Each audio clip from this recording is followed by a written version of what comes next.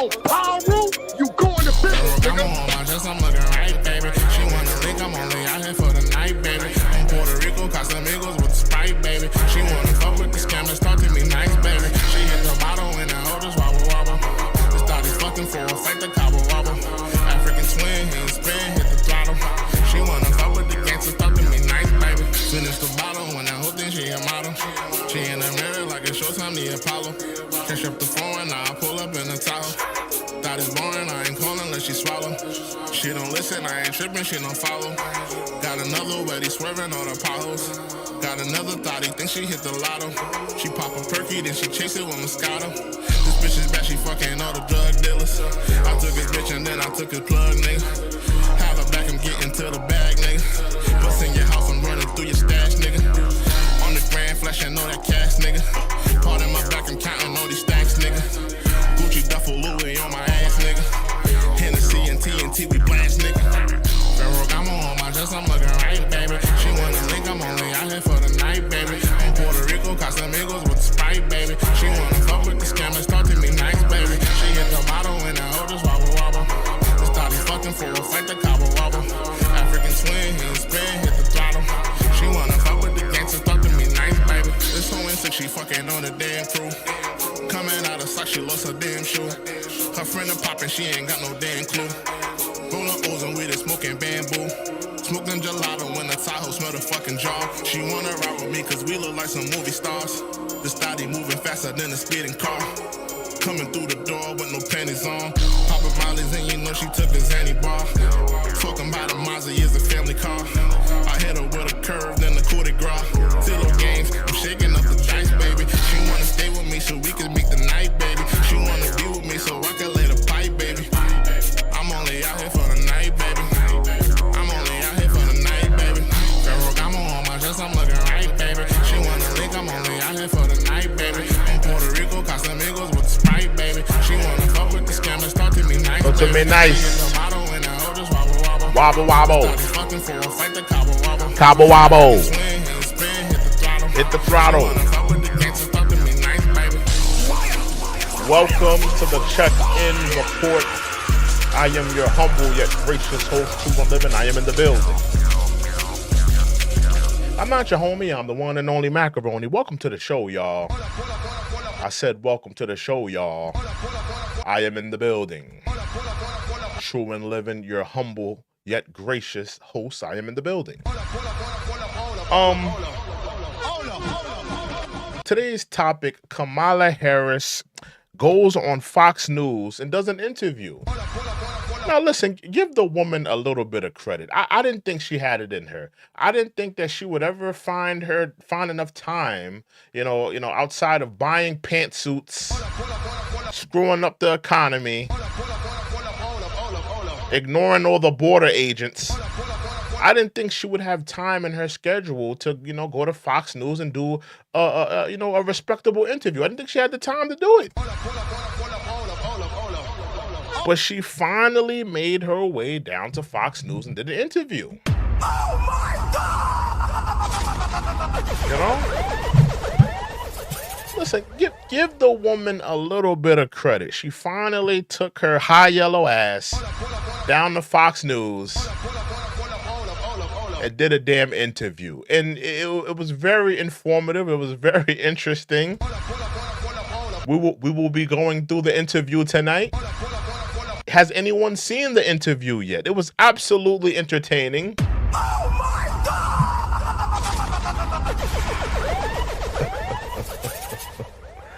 Some people said no, they haven't seen it yet. Well, we will be watching it tonight.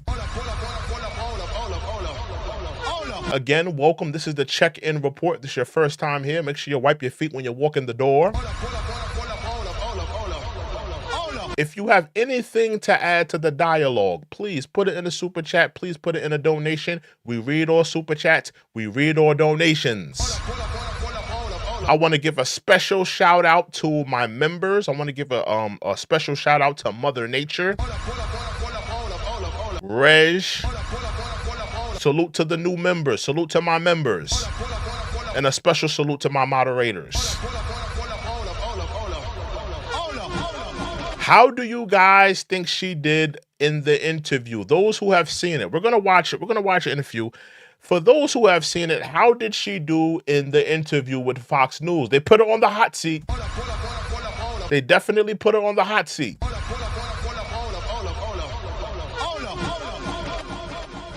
How do you think she did in terms of, being put on the hot seat, I'm going to give her a little bit of credit, for even going and doing the interview. I didn't think she would ever really get around to going to Fox News and doing it, but she finally did it. We got to give her a little bit of props. Not a lot, but just a little bit of props. Make sure you guys hit that like button. Make sure you hit that subscribe button. Got a lot to get into tonight. Yeah, make sure you guys hit that like button. Make sure you hit that subscribe button when you walk in the door. Your first time here, hit that like button, hit that subscribe button. Without further ado, let's get into Kamala Harris on Fox News. In her interview she did, let's get right into it, to Vice President Kamala Harris. And let me know how you think she did. And in the poll, I just want to let y'all know, in the poll, let me know if she did good. Let me know if she did terrible. And we also, for you Kamala Harris supporters, every time we bring up Kamala, you wanna blame Trump for something. This is a special favor for you Kamala Harris supporters, because every time we criticize Kamala, we criticize her on the economy, we criticize her on immigration, you guys always go back to Trump. You always go back to blaming Trump. So just special for you Kamala Harris supporters, I put a blame Trump button. Because that's what you guys are good at. You're good at blaming Trump for everything. The sky is blue. Blame Trump. My back hurts. Blame Trump.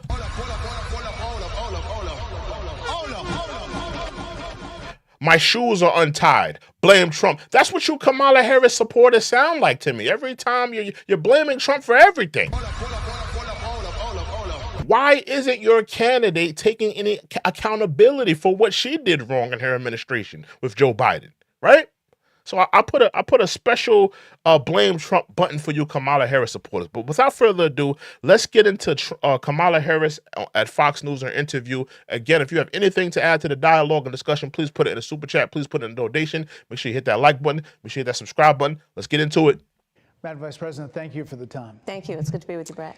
Voters tell pollsters all over the country and here in Pennsylvania that immigration is one of the key issues that they're looking at this election, and specifically the influx of illegal immigrants from more than 150 countries. How many illegal immigrants would you estimate your administration has released? That's a good-ass question. Does she know? Does she know the estimates of all the millions and millions of undocumented immigrants crossing the damn border? Does she have those numbers? We all know she ain't never been to the damn border. Does she have those stats? Does she have those stats? That's a good question right there. Let's get back into it. Into the country over the last 3.5 years. Mm-hmm.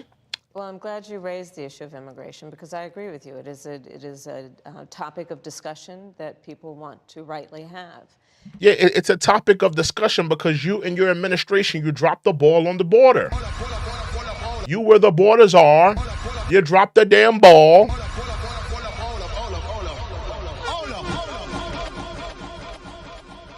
People were victimized. Towns being under siege, illegal immigrants, Venezuelan gang members taking over apartment complexes. It's happening in a city near you. Your administration is accountable, Kamala.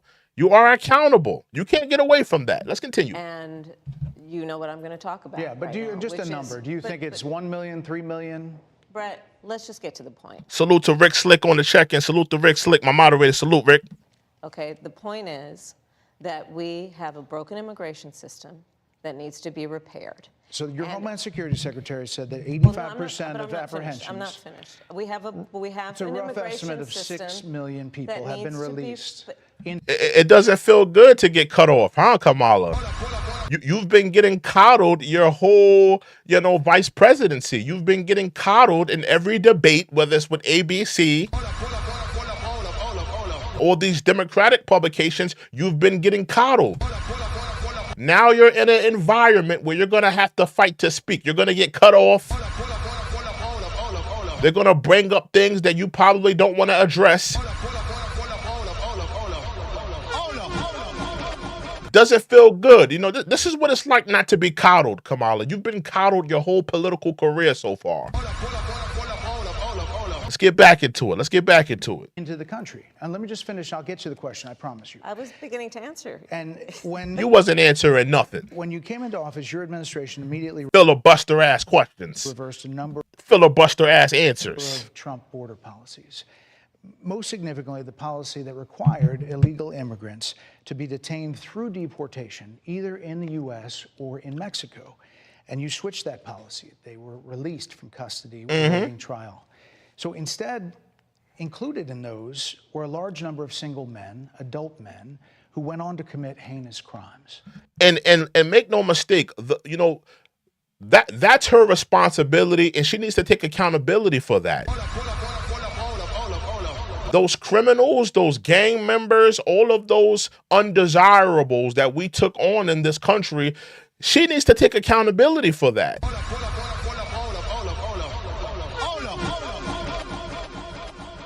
Kamala Harris, you have to take accountability for that. It was your administration that it happened on. You could try to bring it back to Trump and say, well, Trump didn't do this about the border, and it's really Trump's fault because he called people in the Congress about the border bill. And no, Kamala, it's your fault. Take accountability. Take responsibility. Take accountability for all the sexual deviance that you brought into this country because you were too busy buying pantsuits to go to the damn border.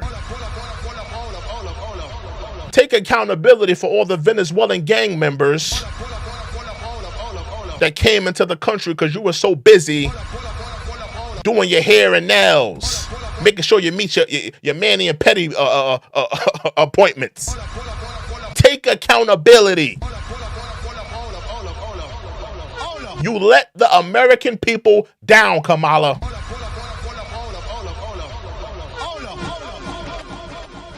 Let's get back into it. Hey, make sure you guys like, comment, subscribe. If you have anything to add to the dialogue, anything to add to the discussion, please put it in a super chat. Please put it in a donation. We read all super chats. We read all donations. I want people to be a part of the dialogue and discussion. Let's get back into it. So, looking back, do you regret the decision to terminate Remain in Mexico at the beginning It's a good question. of your administration? It's a good question. At the beginning of our administration, within practically hours of taking the oath, the first bill that we offered Congress, Listen closely. before we worked on infrastructure, before the Inflation Reduction Act, before the Chips and Science Act, before the bipartisan Safer Communities Act. Listen closely. The first bill, practically within hours of taking the oath, was a bill to fix our immigration system. Let's stop right there. This is an absolute total lie. With that bill, she was trying to give immigrants that were already in the country, she was trying to make them legalized citizens. That bill would have made immigrants within this country already, they would have made them citizens of the country. What did I tell you about the Democrats having their own agendas? Because we're so focused on Project 2025. The Democrats, they have their own agendas. Project 2024, Project 2023, Project 2022.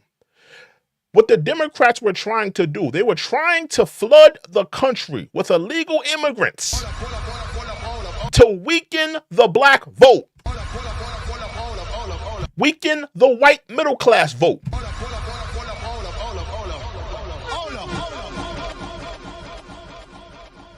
They were trying to weaken. It's so crazy now that the Democrats, they were desperately trying to weaken the black vote. They were desperately trying to suppress, weaken the black vote by, flooding the country with illegal immigrants. But now they are calling on black men to save them. Oh, how the tables have turned, Democrats. You were trying to suppress our voices, diminish our voices, but now you're on hands and knees, you're begging for black men to save you this election season. Oh my God! Oh, how the tables have turned, But what she's talking about here, it was a bill that they were going to put in order that was going to have the illegal immigrants that were already here. They were going to make them legalized citizens. Kamala Harris, you and I know that's not fixing the immigration problem. You making all of the illegal immigrants that were already here, making them naturalized citizens, that's not fixing the immigration problem. Oh my God! You and I know that. You and I know that. So why is she lying on this interview talking about we were trying to fix we had a bill in place on our first day? Lies.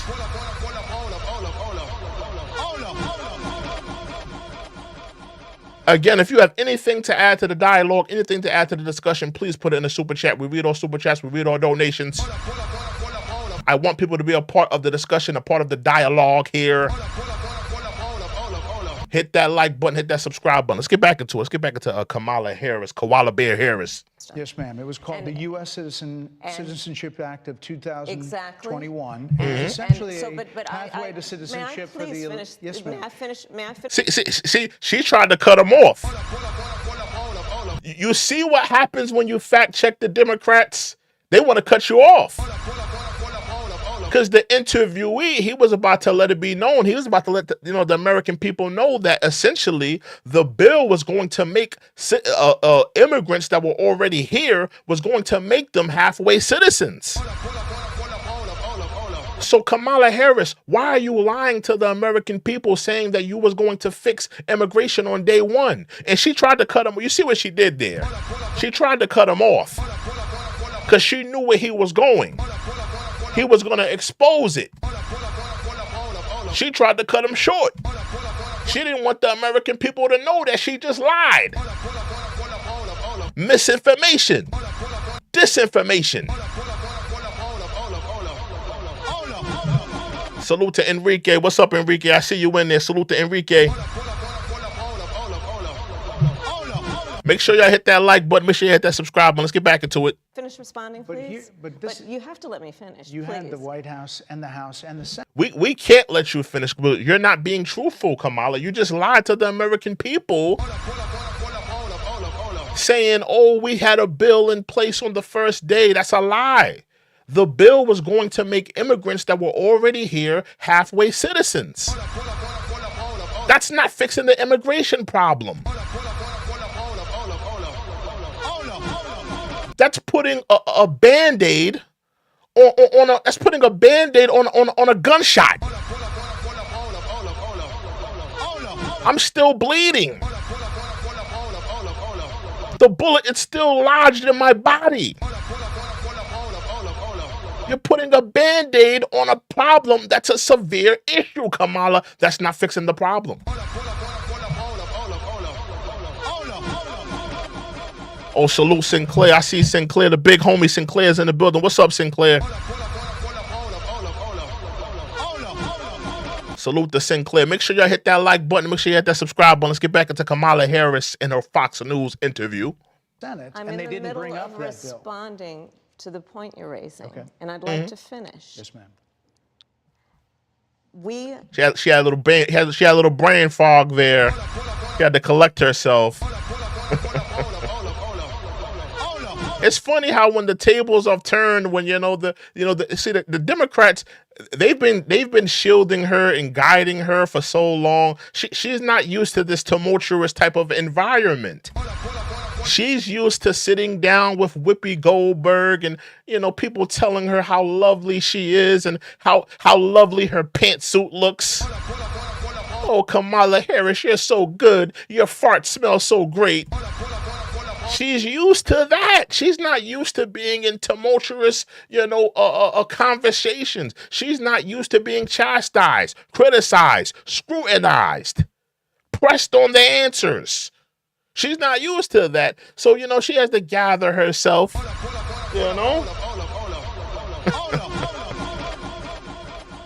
This is what you have to go through, Kamala, when you're a politician. The days of you being coddled by the Democrats.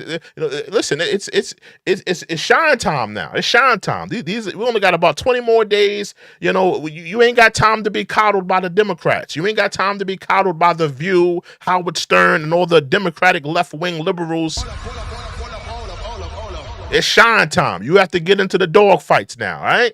Let's continue. Recognized from day one that, to the point of this being your first question, it is a priority for us as a nation and for the American people.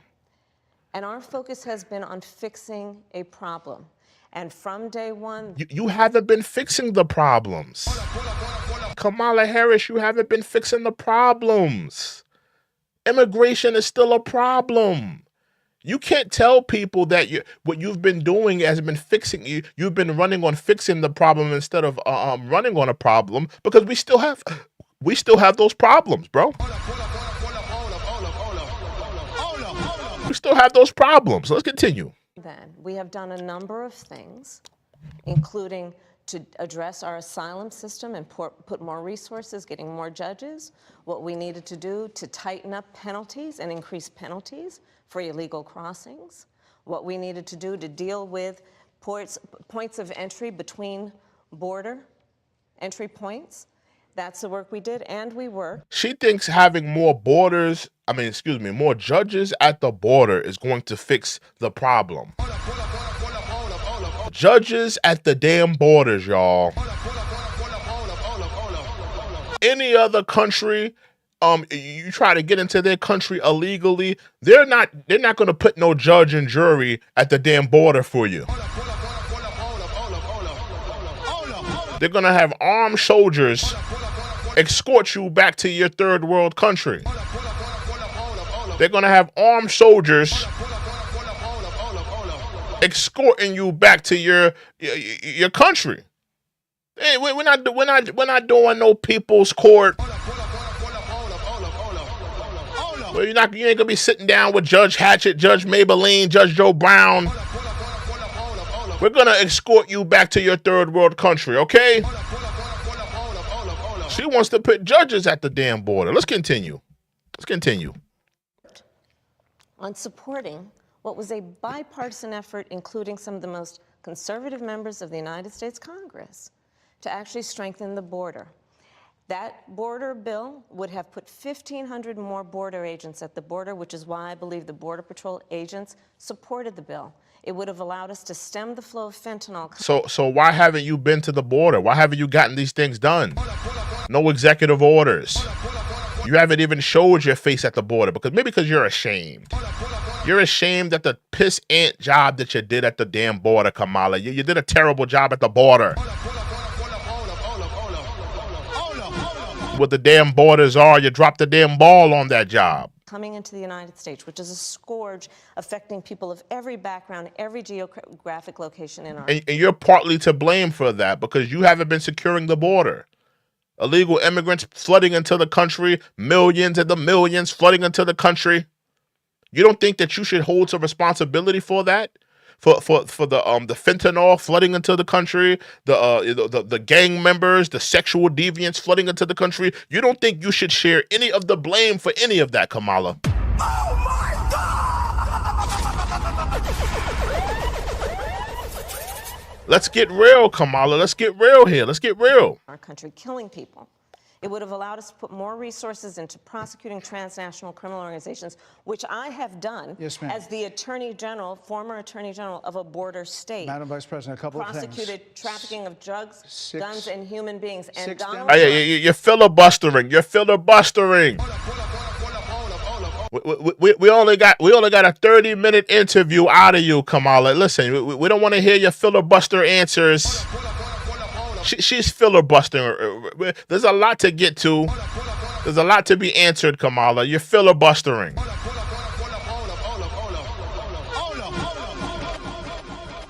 And that's why the interviewee had to cut her off a lot of times because she filibusters a lot of things. You know, everybody talks about the word salad and, you know, her doing the word salad. She filibusters a lot of answers, and she goes on and on and on and on and on. And so you have to stop her. You have to stop her sometimes just to like, yo, like, come on, Kamala. You're doing these short interviews. You're not going to sit down with a publication for an hour. You're not going to sit down with a publication for, you know, an hour and 20 or an hour and 30 minutes. You're only going to sit down with us for 20 minutes. So we can't be sitting here for your filibuster ass answers every time I have an answer, every time I have a question for you.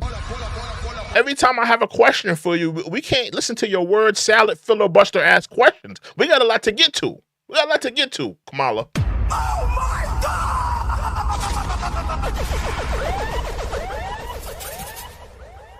I need y'all to hit that like button. I need y'all to hit that subscribe button. If you have anything to add to the discussion, anything to add to the dialogue here, please put it in the super chat. We read all super chats. We read all donations.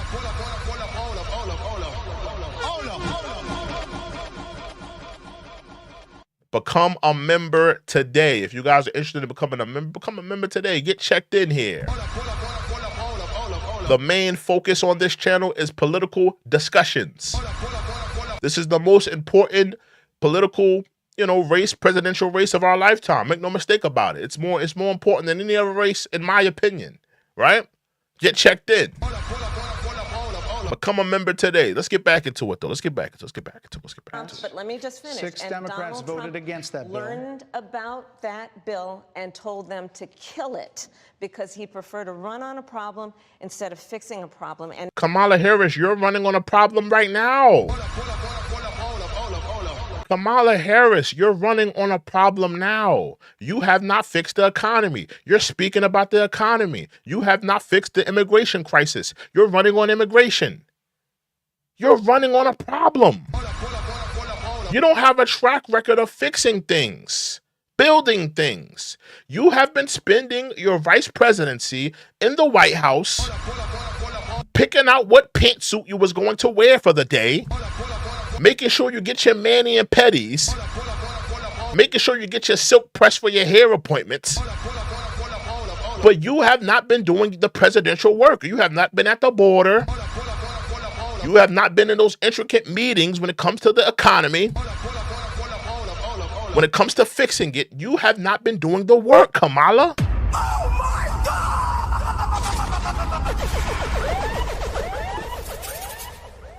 You haven't been doing the work.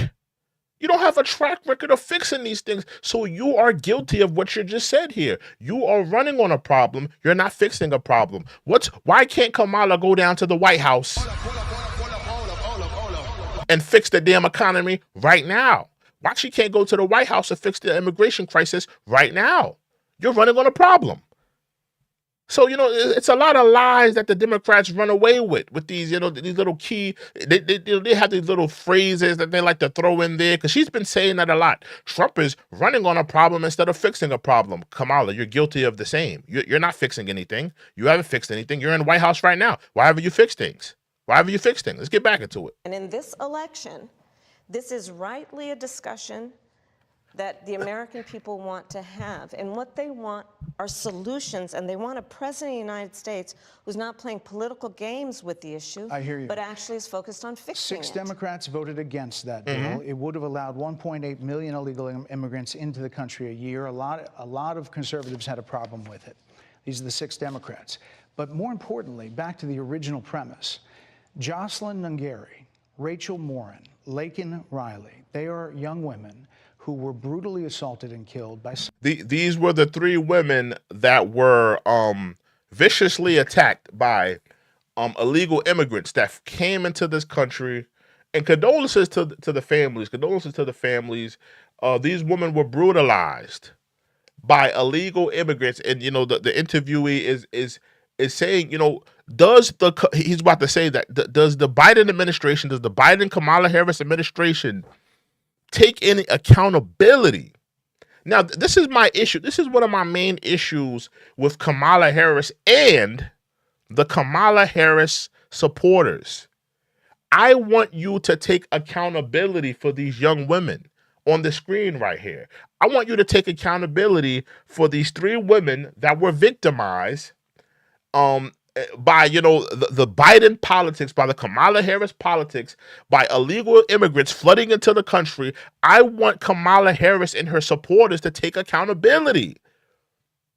Your politics caused this to happen to these, you know, to these poor, for this to happen to these poor women. These things happen to their families. Think about the families. Do any of you Kamala Harris supporters think that Kamala Harris should take any accountability for it? I think you should. I think you should request of her to take accountability for it. You allowed all of these millions and millions of sexual deviants, gang members, and I'm not saying that every person that came into this country was a bad person. There were some good men and women that came into this country illegally that were just looking for a better life. We're not knocking them, but you came in, you broke the law, right? But what about the gang members, the sexual deviants that we know good and damn well that the country of Venezuela and all these other countries, they were trying to get rid of these people. These were the undesirables of their country. Kamala Harris and Joe Biden allowed them to be flooded into our country. And these families have to deal with it. I think that the Kamala Harris administration should take accountability for it. They need to apologize to the families. I just want Kamala Harris to take accountability. Take accountability. You know, you got people that support you. You got people that, you know, are rocking with you. But take accountability for the shortcomings of your administration, because there's a lot of shortcomings of the Joe Biden, Kamala Harris administration. Let's get back into it, though. Some of the men who were released at the beginning of the administration, well before a negotiated bipartisan bill. Former President Clinton actually referred to Laken Riley Sunday campaigning for you in Georgia, saying if those men had been properly vetted, Laken Riley probably would not have been killed. So if it wouldn't have happened, this is well before any negotiation. This is well before Donald Trump got involved in the politics. This is a specific policy decision by your administration. Exactly. This is all on you. This is all on your administration. Because, you know, Kamala Harris supporters, they always want to circle back to Trump. Well, it's Trump's fault. Trump did this. That's why I put the blame Trump button. I put the blame Trump button. Because anytime we criticize Joe Biden, anytime we criticize Kamala Harris supporters, they always go back to blaming Trump. They blame Trump for the sky being blue, their shoes being untied. They blame Trump for being on blood pressure medication. They blame Trump for having athlete's feet. They blame Trump for every damn thing. What about the shortcomings of the Biden Kamala Harris administration? She should take some accountability for once in her damn political career. That's my thing. Let's get back into it, though. Again, if you have anything to add to the discussion, you have anything to add to the dialogue, please put in the super chat. We read all super chats. We read all donations. Hit that like button, hit that subscribe button. Let's get back into it. To release these men into the country. So what I'm saying to you, do you owe Brett, those families an apology? Let me just say, first of all, those are tragic cases. There's no question about that. There is no question about that. And I can't imagine the pain that the families of those victims have experienced for a loss that should not have occurred. So that is true. It is also true. Hold on, Kamala. See, this is what I'm talking about, Kamala supporters. Take accountability. Take accountability. Don't swing it back to Trump, because that's what she's going to do. She's going to swing it back to Trump. Take accountability for what your administration did wrong. Say, you know what? Condolences to the families. You know what? The Kamala Harris administration, we could have done better. We should have done better. We owe it to those families to have done a better job of securing the damn border. Apologize to the families, take accountability, and promise to the American people that if you were to take office, that you are going to do a better job. That's all we want, Kamala.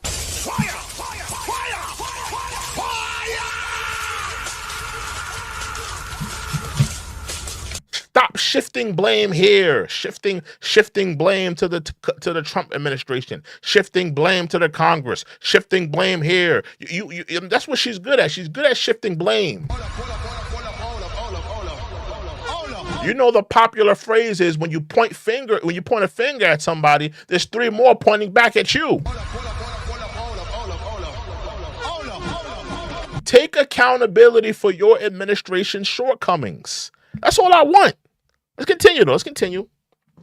That if a border security had actually been passed 9 months ago, it would be 9 months that we would have had more border agents at the border, more support for the folks who are working around the clock trying to hold it all together. Madam Vice President. To ensure that no future harm would occur. And this election in 20 days will determine whether we have a president of the United States who actually cares more about fixing a problem, even if it is not to their political advantage in an election. Because there was a solution, Brett. There was a solution, and you didn't fix the solution. And this is my thing. You know, she can't wiggle out of, you know, any type of talk about immigration. She might be able to find a way to wiggle out of the economic thing, the inflation thing. She may find a way to wiggle out of that. But Kamala Harris, you can't wiggle out the immigration thing. You can't wiggle out the border. You're the border czar. You were put in charge of the border. Kamala Harris, you are responsible.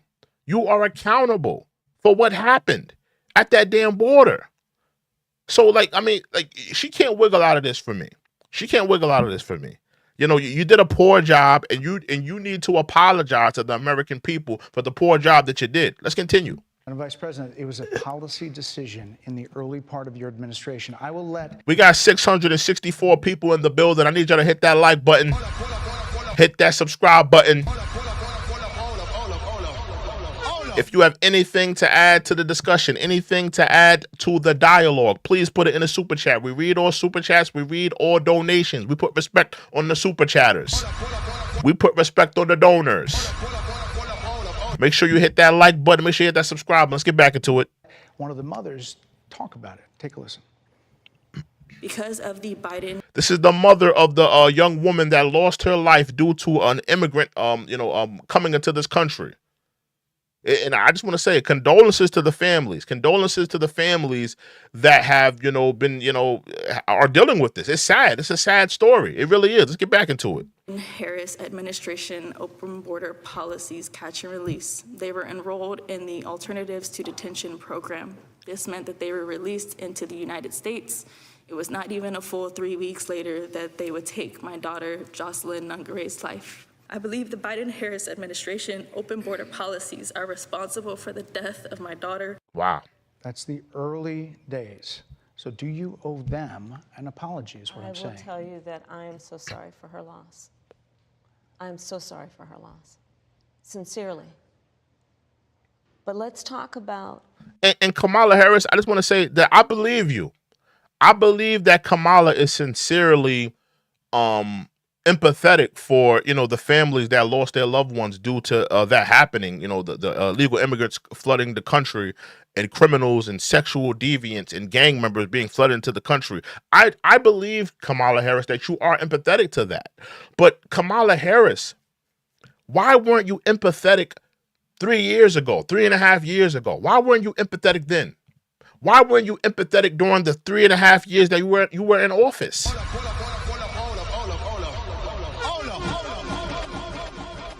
It's all fine and dandy that you're empathetic and it's election season, it's 20 days from an election, Why weren't you empathetic during your term as border czar? Why weren't you empathetic in your vice presidency role? Why weren't you empathetic when they put you in charge of the border? You should have made it your job. You should have made it your top priority to secure the border when you heard things of that nature happening. But instead, you ignored the problem. Instead, you decided to ignore that problem. And I think it's absolutely abominable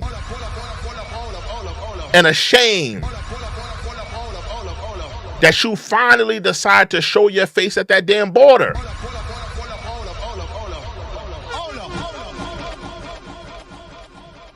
Absolutely ridiculous. Make sure you hit that like button. Make sure you hit that subscribe. Let's continue. What is happening right now with an individual who does not want to participate in solutions? Let's talk about that as well. But do you want to answer in her? all fairness, I told you, I feel awful for what she and her family have experienced. During that time, you said repeatedly that the border was secure. When in your mind did it start becoming a crisis? I think we've had a broken immigration system transcending, by the way, Donald Trump's administration, even before. Let's all be honest about that. Yeah, but Kamala Harris, you're a liar. You're a liar here too. Illegal immigrants flooding into this country quadrupled. The number of illegal immigrants coming into this country quadrupled. You know, did we have an immigration problem prior to the Biden administration? Yes. Did we have an immigration problem prior to the Trump administration? Yes. But it was your term, Kamala, the Biden administration, the Kamala Harris, Joe Biden administration. It was your term where the number of illegal immigrants quadrupled. It quadrupled under your administration. You're responsible for that.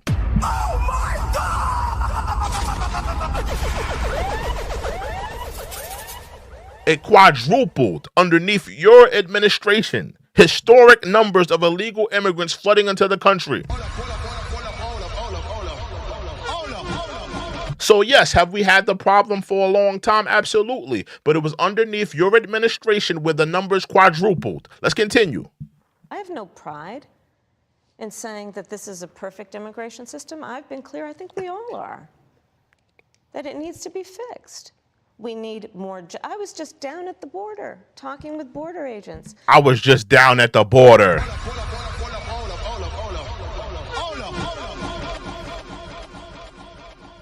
You've been there one time in 3.5 years, woman. What are you talking about? Oh my God!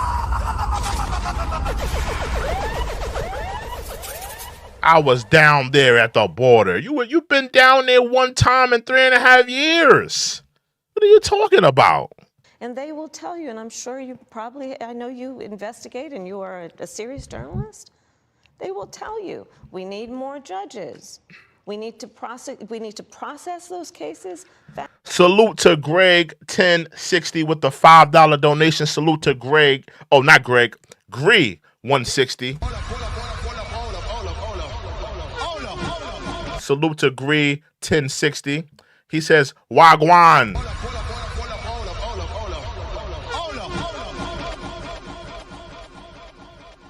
Badman. He's a yard man.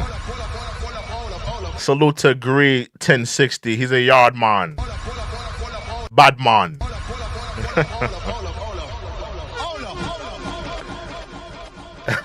Salute to Gree. If you have anything to add to the dialogue, anything to add to the discussion, please put it in the super chat. We read all super chats.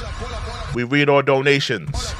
I want people to be a part of the dialogue. I want people to be a part of the discussion here. So please put that in consideration. Let's continue, y'all. Faster. We need the support for those cases that should be prosecuted. They need more resources, and Congress. Salute to Cancel Ed. Salute to Cancel Ed with the $2 donation.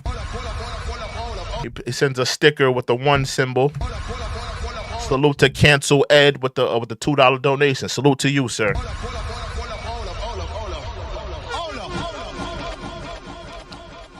Yeah, again, if you have anything to add to the dialogue, if anybody has anything to add to the dialogue, please put it in the super chat. Please put in donation.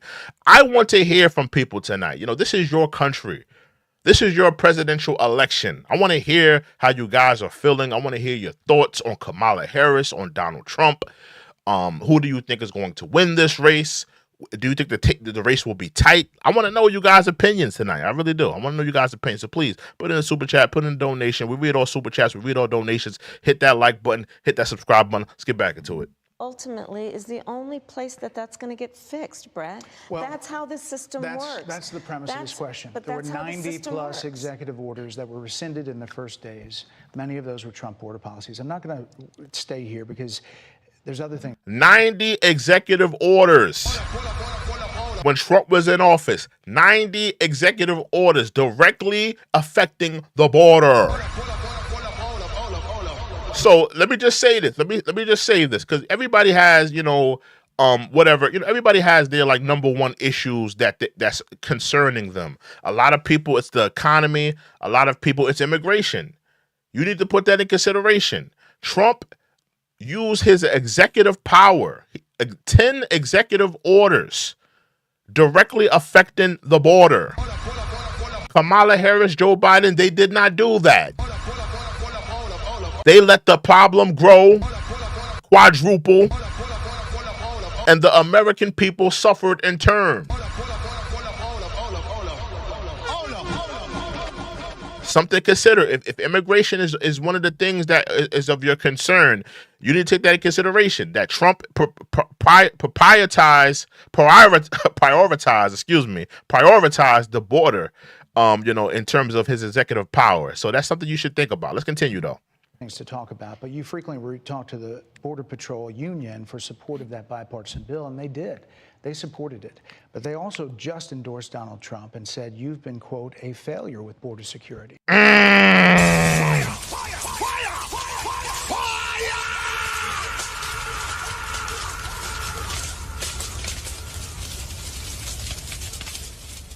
You've been a failure to border security, Kamala. An absolute, total failure. Instead of securing the border, she would rather buy another pantsuit. She has more pantsuits than Steve Harvey.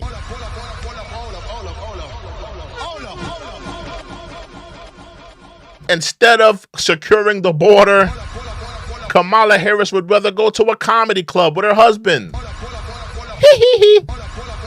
That stupid laugh while the American people are suffering. Instead of prioritizing the border, Kamala Harris would rather tuck Joe Biden in bed, read him a bedtime story at 4 p.m. What type of world leader goes to bed at 4 p.m.? The street lights are damn on still.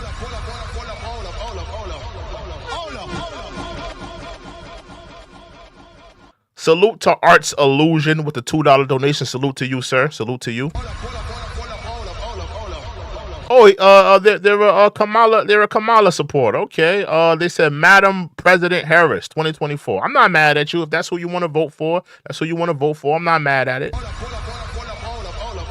Salute to Arts Illusion with the $2 donation. Listen, if that's who you support, if that's who you are riding with this election season, I'm not mad at you. Whoever your your political affiliations are with, whether it's Kamala, whether it's Trump, that's who you're riding with. But Arts Illusion, don't you feel like Kamala Harris should take some accountability?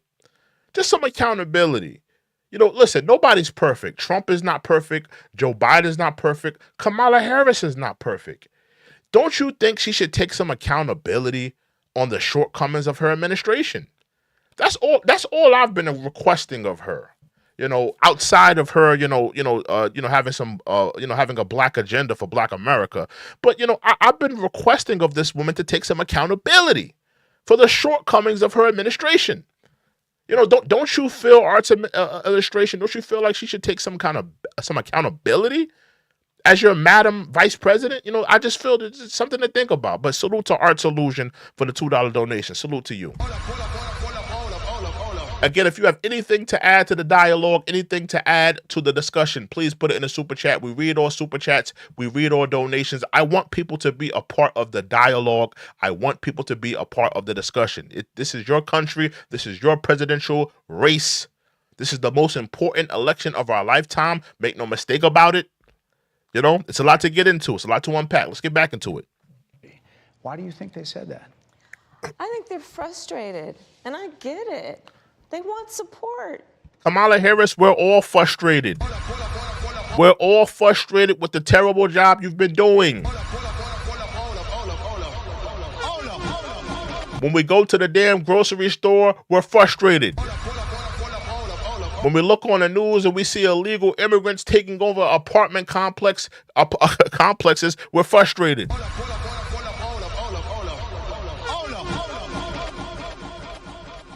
And you're not helping. You're not helping with that. You're not helping. They want support, and that's what that border security bill would have done. These guys down at the border, these men and women, they're working hard. They're working around the clock. They're working hard. You're working hard. How would you know they're working hard when you ain't been down there? For all you know, they could be scratching their asses. Feet. Oh, Pyro, you going to bed, nigga. You know, scratching their asses. Feet's kicked up on the desk. You wouldn't know because you ain't been down there. Oh, Pyro, you going to bed, nigga. You ain't been down there, so how you know if they working? You don't know what's going on down there. You're clueless. Let's continue. I get it. There's a lot of people that look back at what you said in 2019 when you first ran for president. And there have been changes, and you've talked about some of them. When it comes to immigration, you supported allowing immigrants in the country illegally to apply for driver's license, to qualify for free tuition at universities, to be enrolled in free health care. Do you still support those things? Listen, that was 5 years ago, and I'm very clear that I will follow the law. I have made that statement over and over again, and as Vice President of the United States... You're flip-flopping. Stop flip-flopping. You're flip-flopping. You flip-flop. Flip it to the flip-flop. You don't stop. I rock it to the flip-flop. Flip it to flip-flop. The bigger to the bigger to be. You're flip-flopping. That's another issue we got with you, Kamala. You be flip-flopping every time. How many times have we pulled up old interviews, old audio, old footage of you, changing your stance on something now that you're totally denying now? Stop flip-flopping. Stand firm on what you believe in. Some people will rock with it. Some people won't. States, that's exactly what I've done, not to mention before. If that's the case, you chose a running mate, Tim Walz, governor of Minnesota, who signed those very things into state law. So do you support that? We are very clear, and I am very clear, as is Tim Walz, that we must support and enforce federal law, and that is exactly what we will do. So decriminalizing border crossings, like you said in 2019. And make no mistake, that's what the Democrats were trying to do. The Democrats were trying to flood the country with as many immigrants. They're going to deny it, act like it doesn't exist, but that's exactly what they were trying to do. They were trying to flood the country and suppress the black vote, the white middle class vote.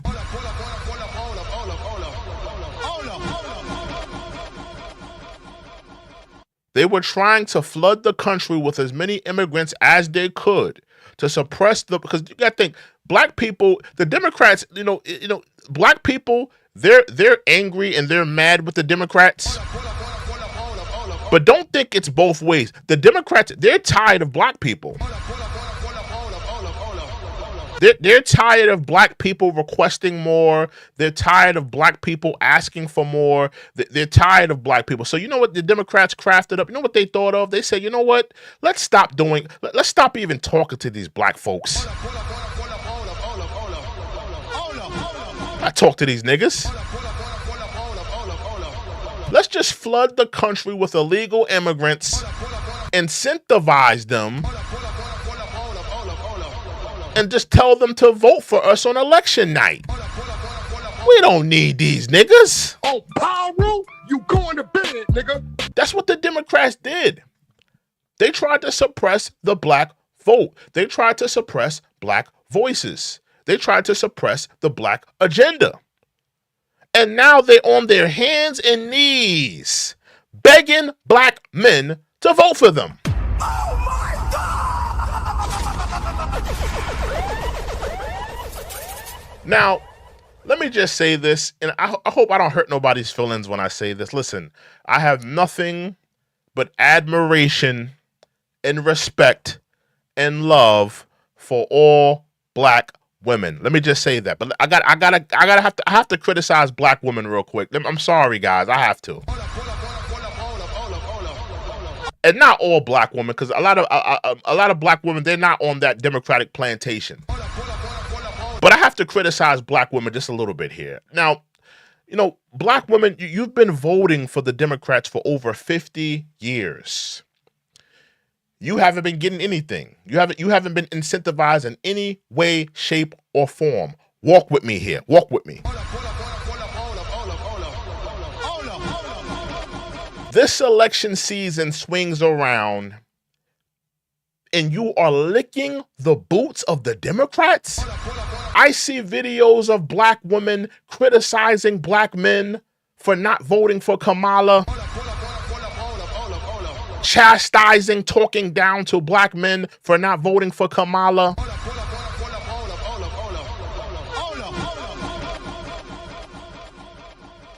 Black women, get off the Democratic plantation, please. And I want to say salute to the black men. Look at what we were able to do, black women. We told the Democrats as black men, we are not going to vote for Kamala unless she does something directly and has a plan that's directly for the black community, for black men. And in less than a week, she wrote up a plan, wrote up an economic opportunity plan that will directly affect black men.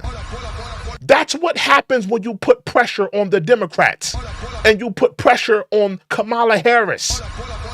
They start tap dancing for you, shucking and jiving, high-fiving. And I'm sorry, black women, you know, I have to criticize you because and I want to make it clear, not all black women are on the Democratic plantation shucking and jiving and high-fiving. But a lot of you are. A lot of you are.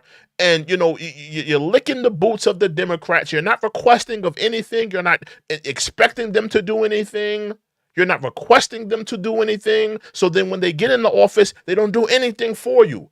Black men, they stood on business and they said, we will not vote for Kamala unless you do something directly for us. And we got a plan out of her. Put pressure on the Democrats because they ain't been doing enough. Historically, they ain't been doing enough.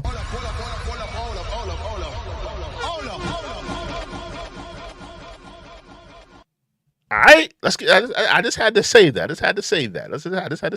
Let's get back into it, though. Make sure you hit that like button. Make sure you hit that subscribe button. I do not believe in decriminalizing border crossings, and I've not done that as vice president. I will not do that as president. So these are evolutions that you've had. No, but let's be very clear. I'm the only person who's running for president who has prosecuted transnational criminal organizations, from the Sinaloa cartel to the Guadalajara cartel, to people who have trafficked in guns, drugs, and human beings. I have spent a significant part of my career going after people who present a threat to this. Kamala Harris, you've also supported those people by allowing them to flood into the country. You don't think a lot of those mules, people they use as, you don't think none of them were they were coming into the country as mules? So, you know, listen, you may have, may have prosecuted a couple of, people from the cartels and stuff like that, but you also assisted them in your presidency, in your vice presidency. You allowed a lot of mules You allow a lot of drug mules, a lot of drug smugglers to come into the country and poison our people, our naturalized citizens in our country.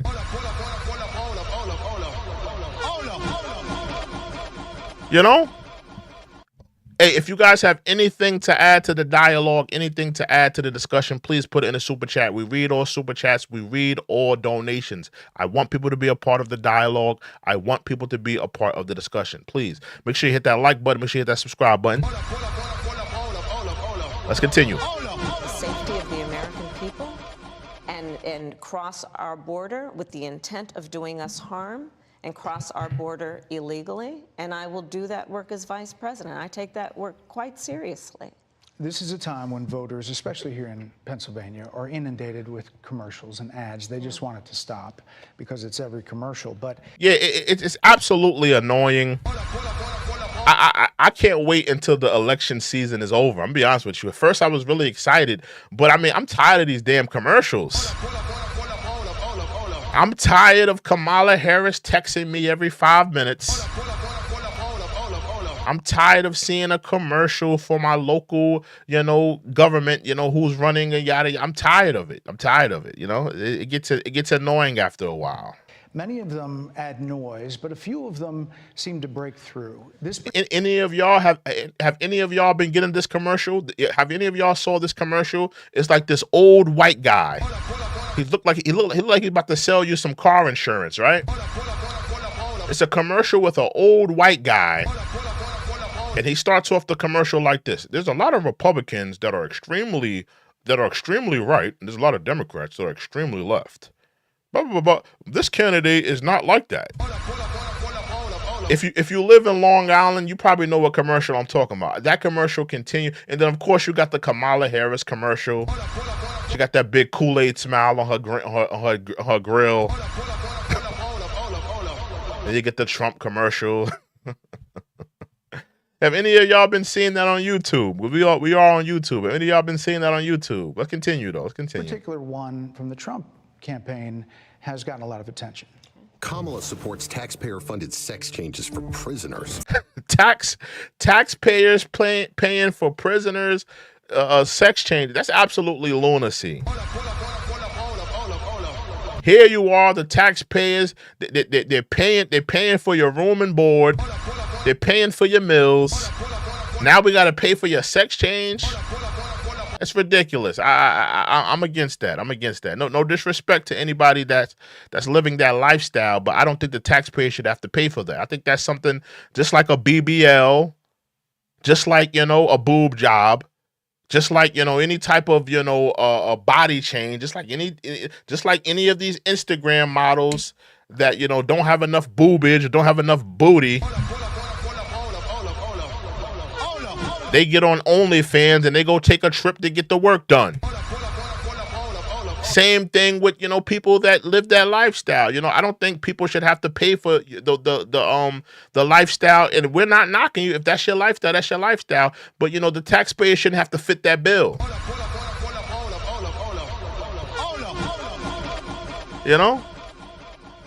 The taxpayer shouldn't have to fit that bill, in my opinion. Surgery. For prisoners. For prisoners. Every transgender inmate in the prison system would have access. So are you still in support of using taxpayer dollars to help prison inmates or detained illegal aliens to transition to another gender? Y'all give me 1 second. Here, we got a political commercial right here. Yeah. Who is this? Chris Snyder? Picked by the political bosses. So it's a political commercial right here. Yeah, this is one of those political commercials right here. Hold on, y'all. Hold on. And it's a law that Donald Trump actually followed. You're probably familiar with, now it's a public report, that under Donald Trump's administration, these surgeries were available on a medical necessity basis to people in the federal prison system.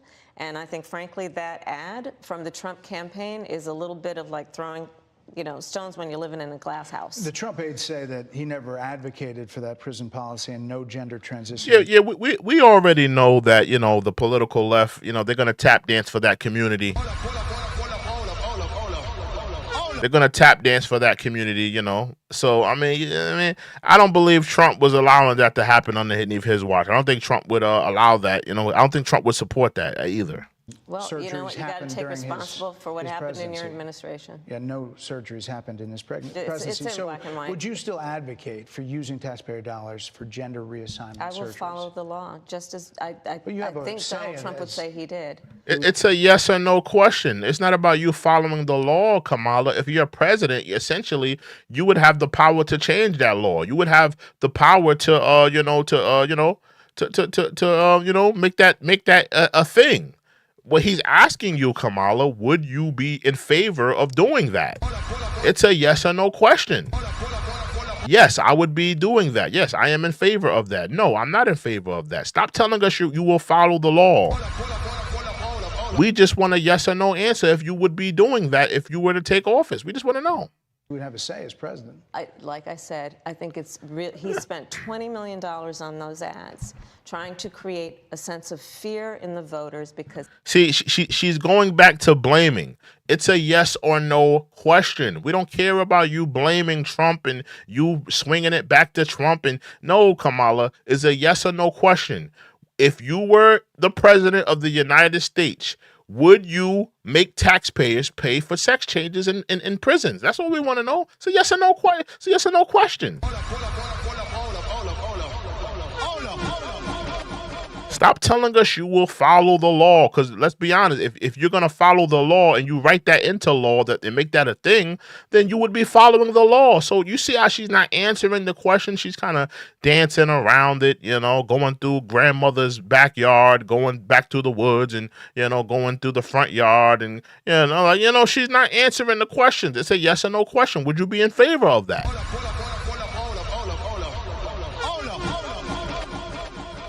Yes or no? He actually has no plan in this election that is about focusing on the needs of the American people. Whereas, at $20 million on that ad, on an issue that, as it relates to the biggest issues that affect the American people, it's really quite remote. And again, his policy was no different. Look at where we are, though. They say on plans for the American people, I'm offering a plan to deal with affordable housing.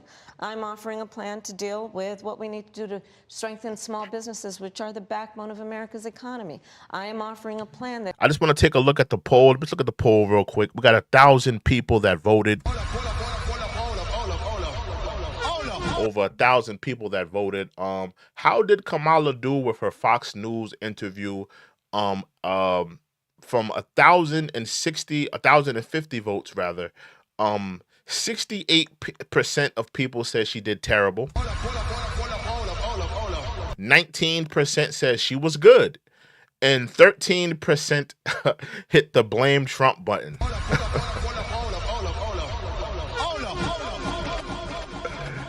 So generally, people are saying she did a poor job. She did a bad job. I don't think that this interview was good for her. I don't think it's good. I don't think that the people that watch Fox News, they've made up their minds on her. I respect her for sitting down with Fox News, but people that watch Fox News, they got her made up in their minds already. I mean, I would rather see Kamala do a debate on Fox News. I think that would have been more interesting. I do like this interview, but I think a debate on Fox News would have been a little bit more interesting. That is about taking care of young parents and giving them the support they need. My plans for the economy will strengthen the economy. Salute to Angela. I see Angela in the building. Salute to Angela. As have been reviewed by 16 Nobel laureates, Goldman Sachs, Moody's, and recently the Wall Street Journal, which have all studied our plans and have indicated my plans for our economy would strengthen our economy. His would make them. Kamala Harris, I'm going to be honest with you. All of these people that looked into your plan and said, your plan would work over Donald Trump's plan. I'm going to be honest with you. All we got to do is comparatively look at what you've done in office for the last 3.5 years and comparatively look at what Donald Trump did in his 4 years. In terms of the economy, in terms of running the country like a business, you're not going to win that fight. Not when people are struggling to buy groceries, not when the housing market is not in a good shape, not when people are, are struggling with the cost of living. You're not going to win that fight. I don't care what the Wall Street Journal said or what the people at Harvard said about your economic plan. I mean, I'm gonna be honest with you. People are looking at your resume, in terms of your last 3.5 years in office, and they're saying, "Well, listen, we were dealing with inflation. We were dealing with, not being able to pay for our groceries. Gas prices were high." People are gonna look back at the Trump years and say, "Well, we had the PPP loans, we had the stimulus checks, the economy was still rolling pretty good. We wasn't dealing with inflation." So people are comparatively looking at your resumes. And they're saying that you did a worse job, Kamala. I mean, people don't care about the Wall Street Journal and what they said about your plan. Oh my God! They just don't.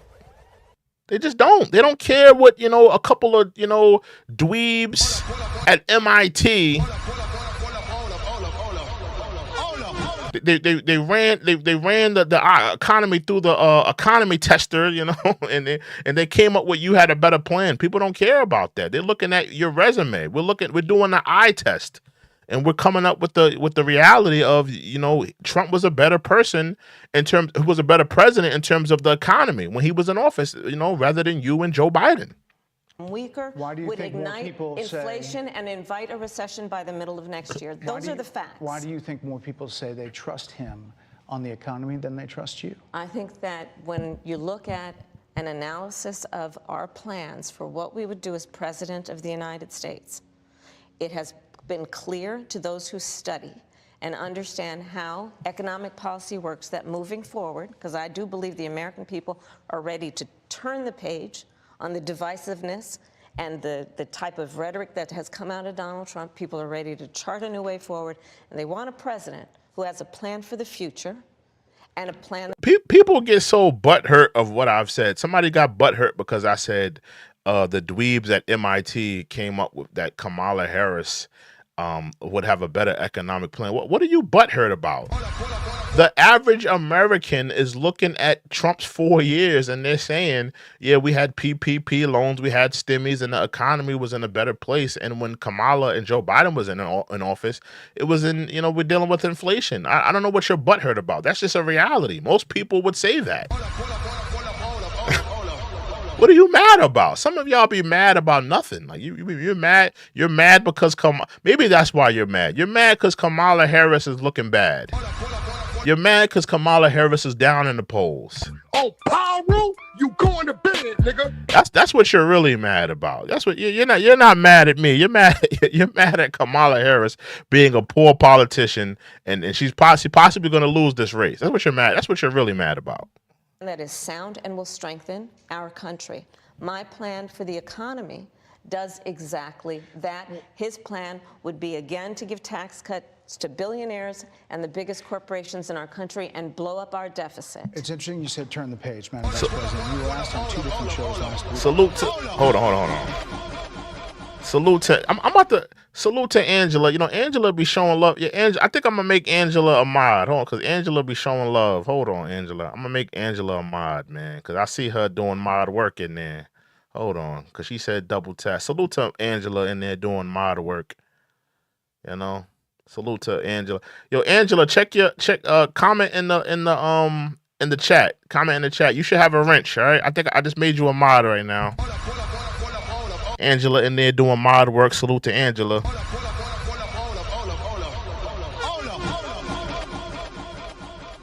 Yeah, man, I just made Angela a mod, man. I just want to make sure you got your wrench. Yeah, salute to Angela. Yeah, I just made. Yeah, Sinclair said, "Do it, please." Yeah, I just made her a mod.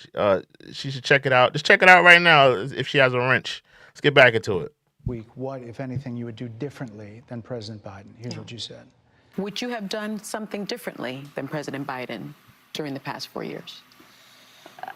There is not a thing that comes to mind in terms of, and I've been a part of most of the decisions that have had impact. Under a Harris administration. Yeah, I thought that was crazy that, salute. Okay, there you go. Yeah, Angela got the wrench on it. Salute to Angela. Yeah, salute to Angela. Salute to Angela. Yeah, I thought it was crazy that Kamala Harris did say this, that she wouldn't do nothing different. Why would Kamala Harris say that? I wouldn't do anything different. You mean to tell me all of the mishaps, all of the misfortunes of the Biden administration, you wouldn't have done nothing different? I thought that was crazy. What would the major changes be, and what would stay the same? Sure. Well, I mean, I'm obviously not Joe Biden. We know that. And so that would be one change in terms of. But also, I think it's important to say, with 28 days to go, I'm not Donald Trump. So you're not Joe Biden, you're not Donald Trump, but nothing comes to mind that you would do differently? Let me be very clear. My presidency will not be a continuation of Joe Biden's presidency. And like every new president that comes into office, but you said you wouldn't change anything. If you're saying you wouldn't change anything, wouldn't that mean that it would be a continuation? Because if you feel like, all right, if you feel like, let's say you did you have a job and you did a poor job at your job. Let's say you just did everything wrong at your job. And they fire you. Let's say they fire you the next day. They fire you the next day. And let's say your boss comes to you and says, is there anything, we're going to fire you, but is there anything you would have done differently if you were to be given a second chance? Or if you look back at what you did wrong, is there anything you would have done differently? And you tell your boss that just fired you, you tell them, no, there's nothing I would have done differently. That's essentially what she's saying here. She essentially did a bad job, a poor job running the country, and she's saying, no, I wouldn't have done nothing differently. And it goes back to what I said. She doesn't take any accountability. She doesn't take any responsibility for what she's done wrong, what the administration has done wrong, their mishaps, their misfortunes, them dropping the ball on the economy, immigration. Take some damn accountability, Kamala.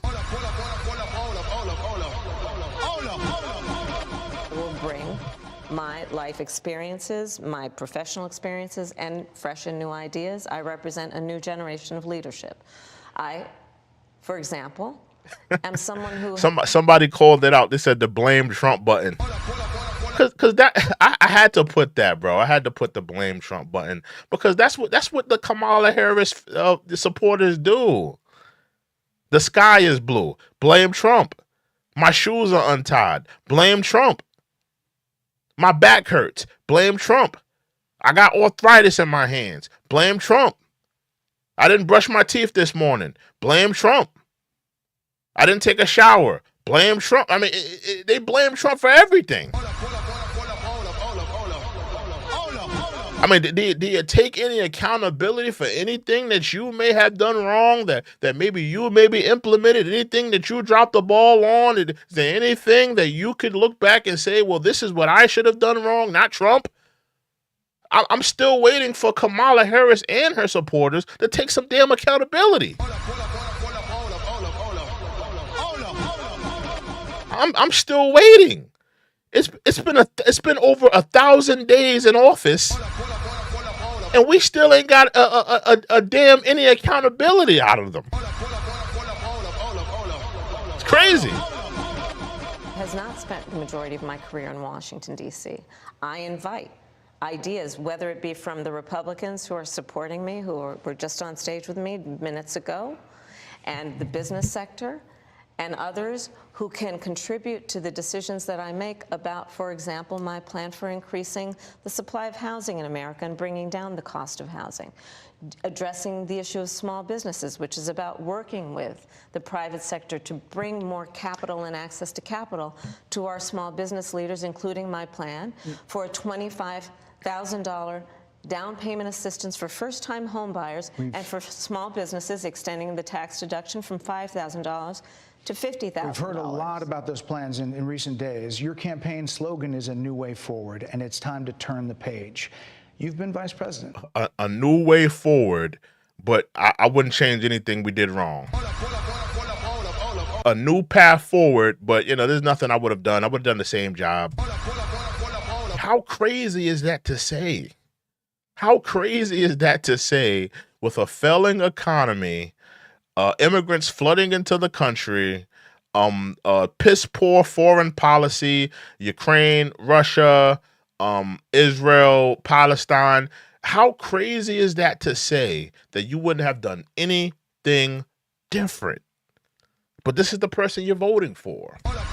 This is the person you're supporting. I just want y'all to think about that. Listen, we could talk about how all the things Trump did wrong. We could talk about how bad he is as a human. We could talk about all of that. But I mean, at some point, some of y'all have to just take a good hard look in the mirror on Kamala Harris, and I don't think she's qualified to be president. I'm gonna be honest with you.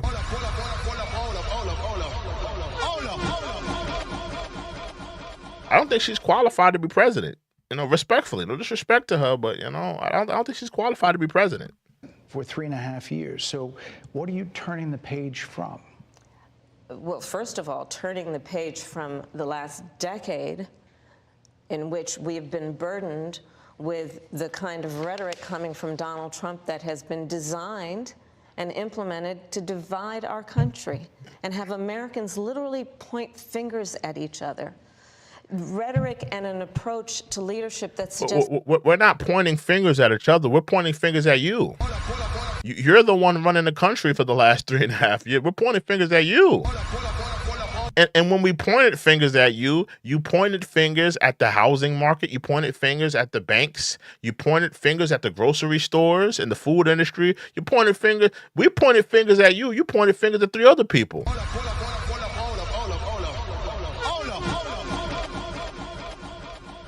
You're the one pointing fingers at everybody else. We all looking at you. You're the one supposed to have the answer. You're the one in the White House. You're the one running the country. That the strength of a leader is based on who you beat down instead of what we all know. The strength of leadership is based on who you lift up. You ain't been lifting up the American people. Who have you been lifting up? Does anybody in here feel lifted up by the American government today? When you go into that damn grocery store, do you feel lifted up by the American government? Do you feel lifted up by the Biden administration when you go into the grocery store? When you get gas?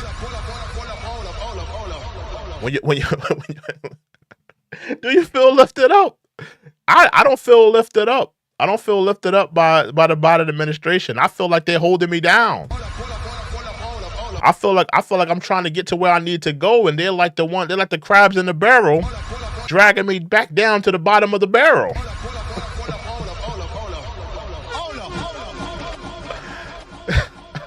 I feel Sleepy Joe tugging at my leg. I'm trying to get a piece of the American dream, and I feel Kamala Harris and Joe Biden dragging me back down. Yeah, I don't feel lifted up. I don't feel lifted up, Kamala. I don't feel lifted up. I don't feel lifted up. Of an American president, which is one who understands that the vast majority of us have more in common than what separates us. Madam Vice President, more than 70% of people that is about turning the page on rhetoric that people are frankly exhausted of, Brett. More than 70% of people tell the country is on the wrong track. They say the country is on the wrong track. On the screen right here, it says direction of the country. 21% say the country is going in the right direction. And I'm gonna just take a guess that those are Kamala Harris supporters. They probably use pronouns as whatever pronouns that they use. Maybe they identify as a party of 5 at Chili's. Maybe as a picnic table. They probably have their hair dyed the same color as a cock, the chicken. And, people that are not delusional, people that are not living in, fantasy realm, that realize that, the grocery prices are out of control, the cost of living, young Americans can't buy homes and houses, and they can't, upstart and jumpstart their lives. 79% of Americans realize that we are not going in the right direction. I agree with them. We are not going in the right direction. Oh my God!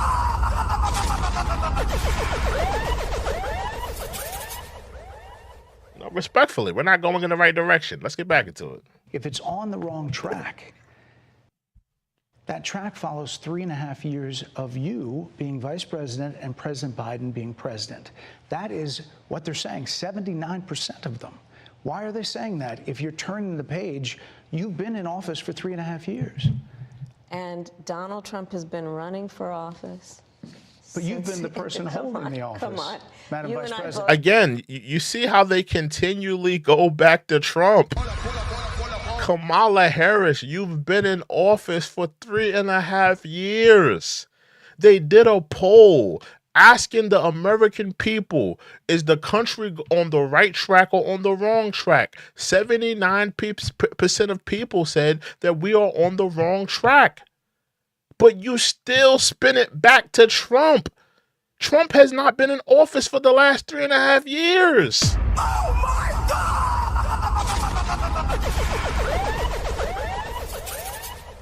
Where's the accountability?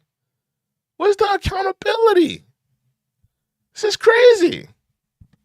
You know what I'm talking about. You and I both know what I'm talking about. No, we don't know what you're talking about. We're clueless. We're oblivious. We're oblivious.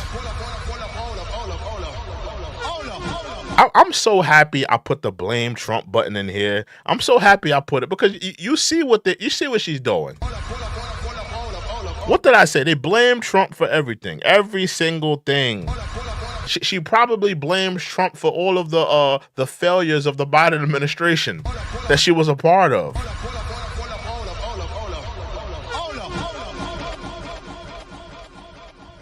Crazy. Let's continue. What are you talking about? What I'm talking about is that over the last decade, people have become. But listen, over the last decade, it is clear to me, and certainly the Republicans who are on stage with me, the former chief of staff to the president, Donald Trump, former defense secretaries, national security advisor, and his vice president. One, that he is unfit to serve, that he is unstable, that he is dangerous. We could say the same about you and your administration. And that people are exhausted.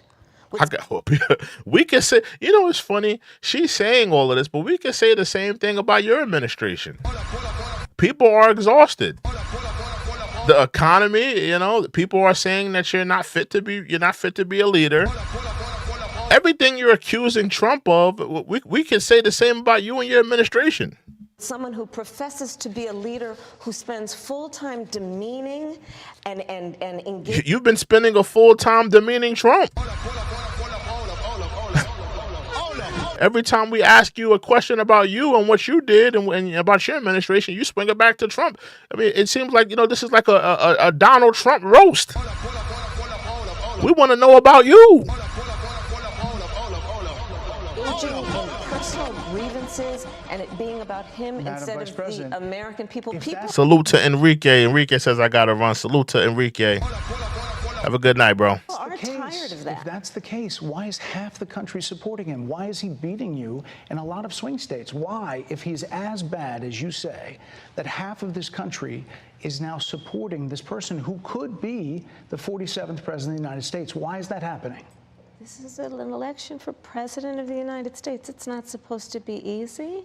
I know, but it's not supposed to be. It is not supposed to be a cakewalk for anyone. So are they misguided, the 50%? Listen, are they stupid? What is it? I would never say that about the American people. And in fact, if you listen to Donald Trump, if you watch any of his rallies, he's the one who tends to demean and belittle and diminish the American people. He's the one who talks. I would have stopped her. I would have said, Kamala Harris, we're here interviewing you. We're not here to talk about Donald Trump.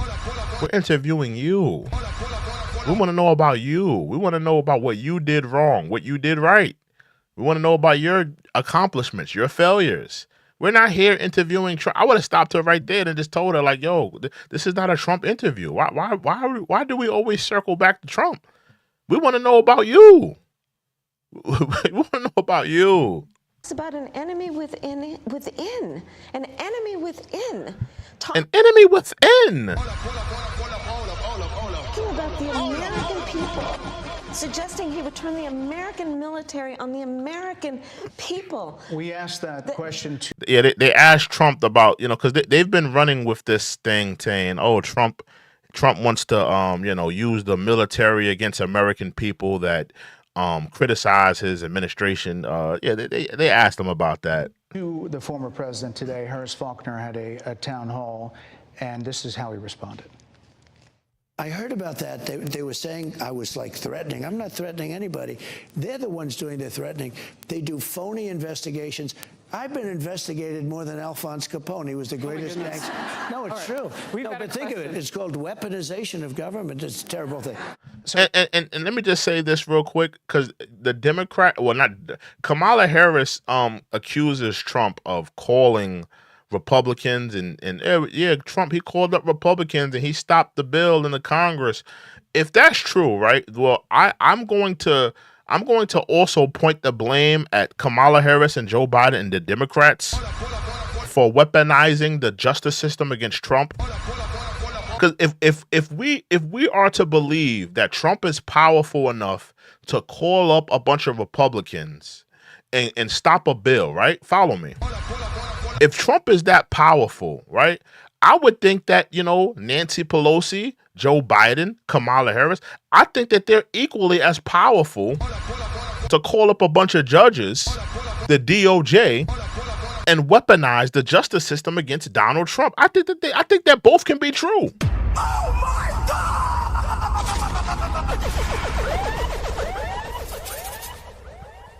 God! Trump is accusing the Democrats of weaponizing the justice system. They have accused him of weaponizing the Republicans in the Congress and to not get bills done. I think that both can be true.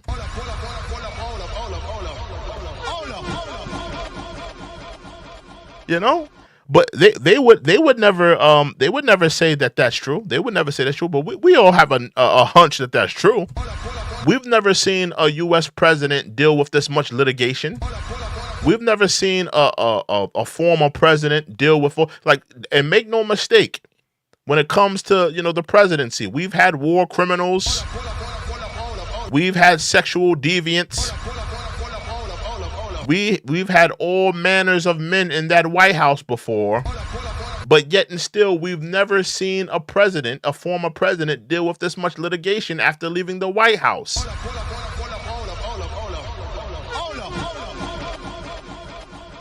Don't think that Trump is that special. They listen. They don't think that it's all Trump's doing. No. There was people colluding against him. Clearly.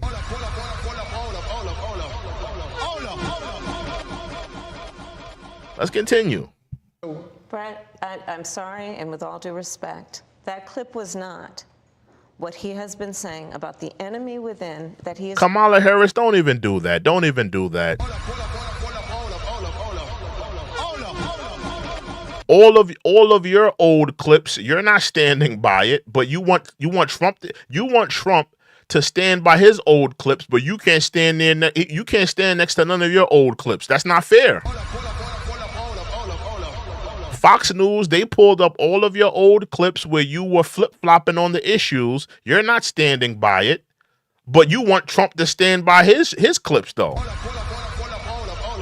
You want Trump to stand by everything he said in the past, but you won't stand by nothing you said in the past. That's not fair, Kamala.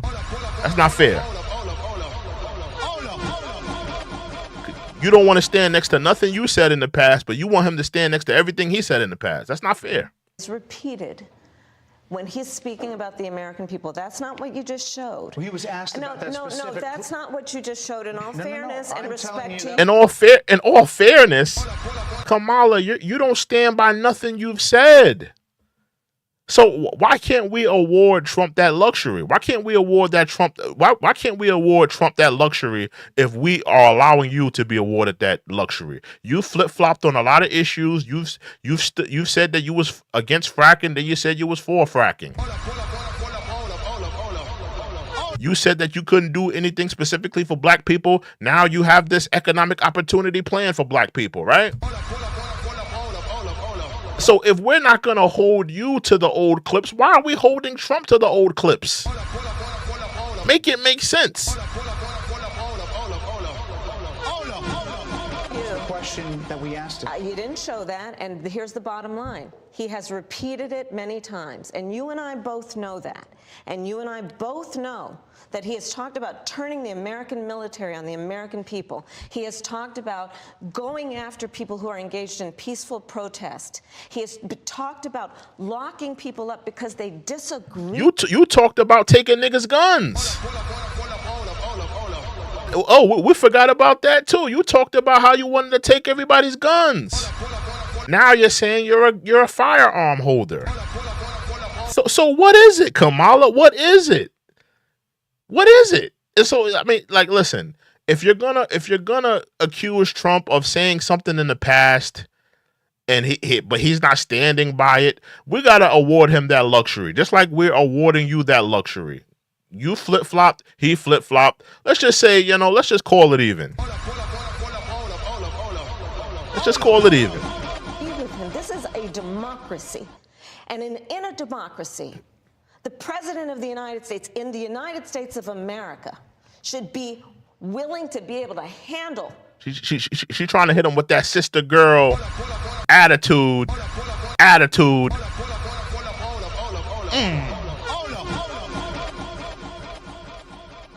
Put a little curry on it.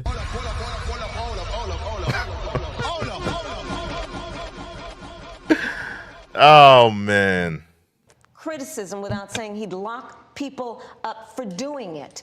And this is what is at stake, which is why you have someone like the former chairman of the Joint Chiefs of Staff saying what Mark Milley has said about Donald Trump being a threat. She's filibustering this. She's filibustering right now.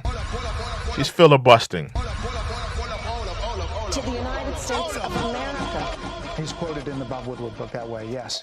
Let me ask you this, Madam Vice President. You call Donald Trump. The significance you of that. call Donald Trump. He's misguided. You say now he's unstable. He is unstable, Brett. He's not well. You say he's mentally not stable. He's not stable. Let me ask you this. You told many interviewers that Joe... Why won't she let him talk? See, she's so used to being pampered. She goes on The View. She gets pampered. Oh, we love you. We love you, Kamala. We love the pantsuit. What color is that? Magenta? Oh, we just, we love you, Kamala. She's so used to that. She goes on The View.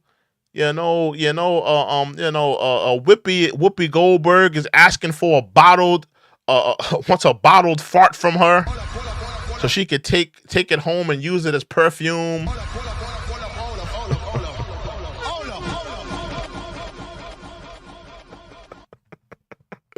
She goes on Howard Stern. He's kissing her feet, licking the Democratic boots.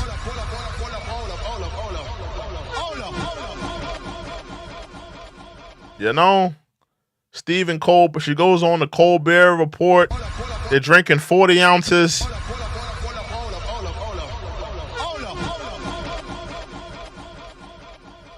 She's so used to being pampered, but when she gets put into a tumultuous, interview where she's being put on the hot seat, she doesn't know how to handle it. And I don't know if y'all know this. Her handlers had to come in and kind of cut the, because I think that this was supposed to be a 30-minute interview, but it turned out to be like a little bit short, like 26 minutes or something like that. It was supposed to be like a 30-minute interview, but they kind of cut it short. Her handlers walked up and was like, "Yeah, we got to cut it.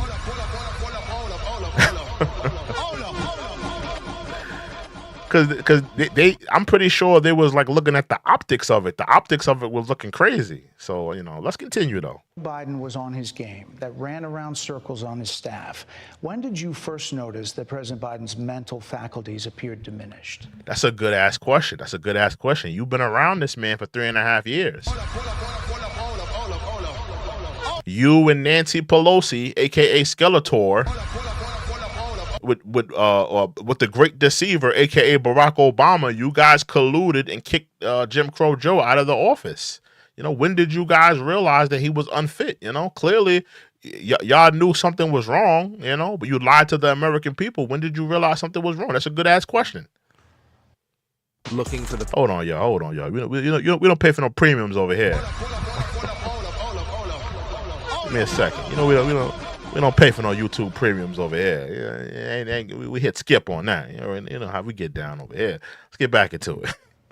Joe Biden, I have watched from the Oval Office to the. It's a simple question. When did you realize that his mental capacity and his cognitive skills were dissipating? When did you realize that? Situation room, and he has the judgment and the experience to do exactly what he has done in making very important decisions on behalf of the American people. There were no concerns raised? Brett, Joe Biden is not on the ballot. I understand. And Donald Trump. We know that, but he has been running the country for the last 3.5 years. People are worried. Who's running the country right now, Kamala? You're telling us he's not on the ballot. He's not on the ballot, but Kamala Harris, he's running the country. He told the American people, or rather y'all told the American people, you know, that, you know, his mental cognitive skills were dissipating and things of that nature. Salute to Angela with the $5 donation. Angela says, please double tap that phone screen twice to quickly like the live. Thanks for everybody. Salute to Angela.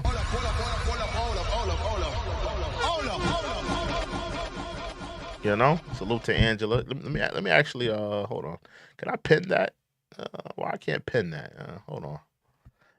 I should be able to pin that comment. Hold on. Damn, why I can't pin that? I wish I could pin it. I guess I can't. Yeah, man, but you know, yeah, hit that. Make sure you hit that like button. Make sure you hit the subscribe button. I was trying to pin the comment so I could leave it on the top, but Donald Trump. Yeah, but I you know, in terms of Kamala, you know, we're circling back to Trump every 5 minutes. I mean, I just don't get it. I don't know. I don't understand why she always circles back to Trump. I'm kind of tired of her circling back to Trump. It's like the number 1 tool, and that's why I put the blame Trump button. I had to put it there. Let's get back into it. But you talked about it. And Donald Trump after George Clooney said within a few minutes of talking to President Biden at a fundraiser that he thought this was not the same Joe Biden that we saw on the debate stage. Donald Trump is on the ballot. I understand. You met with him at least once a week for 3.5 years. You didn't have any concerns?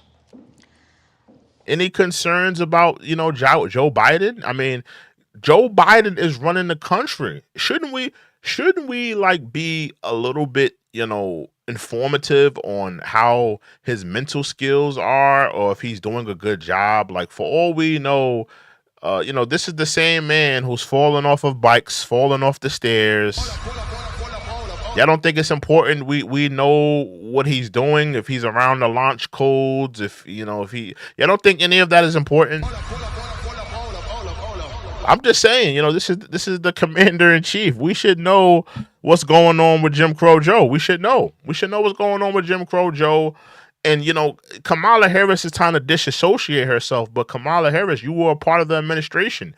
You should have done, you know, a better job, you know, informing the people that, you know, Jim Crow Joe his skills were dissipating, and that, you know, maybe she could have, you know, been the president. You know, maybe she could have been the president that way and said, you know, Jim Crow Joe is going to step down. His skills are dissipating. He could have just let you run the ship. Instead, we're going through all of this, you know, fraggle knackle, you know, to get you in office. You know? But I just feel like the American people should know what's going on with Jim Crow Joe. We should know. I think the American people have a concern about Donald Trump, which is why the people who know him best, including leaders of our national security community, have all spoken out. Even people who worked for him in the Oval Office, worked with him in the Situation Room, and have said he is unfit.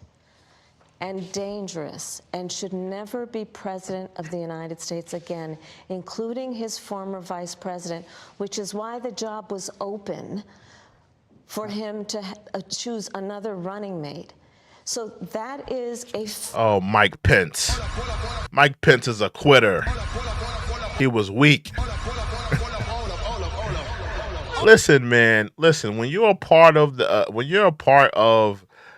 you know, an administration, you got to go down with the ship.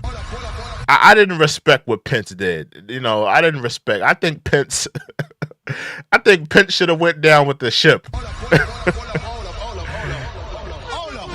Pence was weak. Pence should have went down with the ship, man. He should have went down with the ship. You know, I didn't respect what Pence did. I mean, if you have somebody that's your VP, as a part of your administration, they're supposed to go down with the ship, man. Exactly. Somebody said it. Sinclair said it too. Nobody cares about Mike Pence. Exactly. Somebody, Sean calls him a snake. Yeah, man. I think Mike Pence is a snake. You know, you got to go down with the ship, man. You know, got to go down with the ship. Fact. That is a fact. Madam Vice President, two more things. You were asked on 60 Minutes about the biggest threat that the world faces, that the U.S. faces. This is what somebody called me Uncle Ruckus. Get off the Democratic plantation.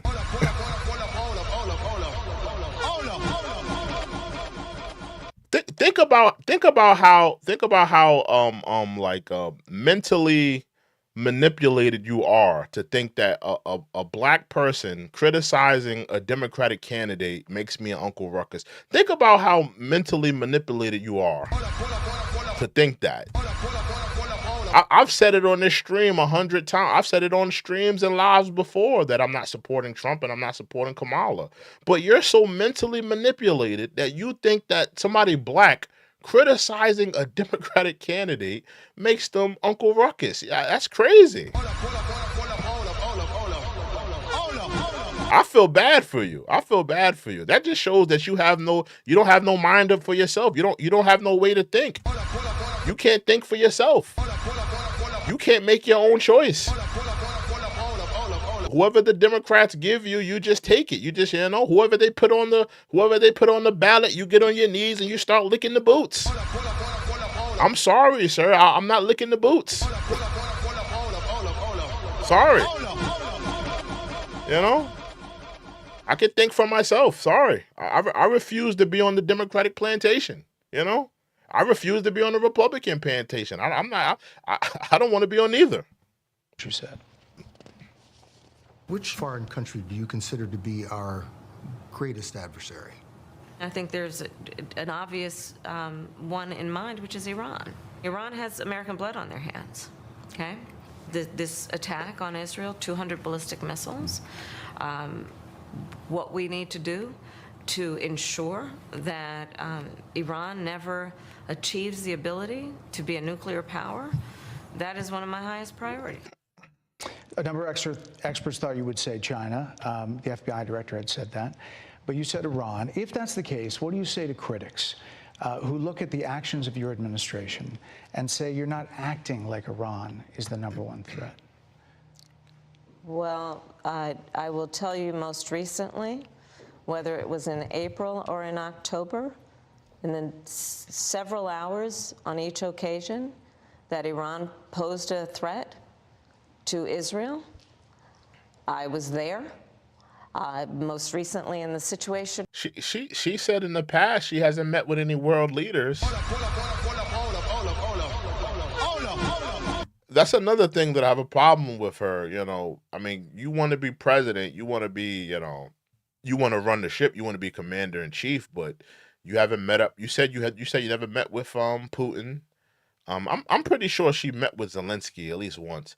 But, you haven't really met with none of these world leaders. You haven't really sat down with none of these world leaders. I mean, you don't have the track record. You don't have the cachet and the respect. You haven't really formally introduced yourself as, as next in line.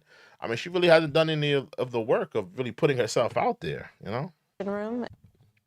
In the most recent attack, My fault, y'all. Hold on. working with the heads of our military and doing what America must always do to defend and to support Israel in its requirement to defend itself and to give American support to be able to allow Israel to have the resources to defend itself against attack, including from Iran and Iran's terrorist proxies in the region. Right. And that But those is, proxies were getting funded my by Iran. commitment to that is unyielding and unwavering. Critics just say that you either relaxed or failed to enforce sanctions on Iran, allowing all of this money to flow into Iran, like billions. Let's go back to oil Donald profits. Trump, who pulled out of a deal that would have actually put That's the Iran oil revenue. Okay.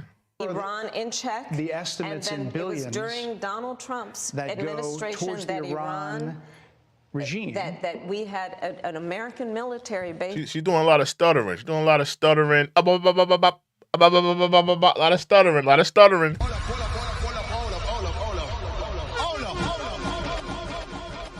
A lot of stuttering, Kamala. A lot of stuttering, you know? A lot of stuttering. That was attacked, where American soldiers suffered traumatic brain injuries, and Donald Trump dismissed Again, she spins it back to Trump. Again. them as headaches, not to mention how Donald Hit the blame Trump button. Trump has all of this money has treated and talked about America's military and military service people, calling them suckers and losers, Hamas, has diminished and the Houthis. significance. We're talking over each other. Hit the blame Trump button. Hit the blame Trump button. She's been blaming Trump for everything. Her shoes were untied. She said it's Trump's fault. Her edges were not laid down. She said that's Trump's fault. Her pantsuit had a little crease in it. She said it's all Trump's fault. She was late to the interview, y'all. She was late to the interview. Guess what she said her reason was for being late to the interview? I'm sorry I was late. It was that damn Trump's fault.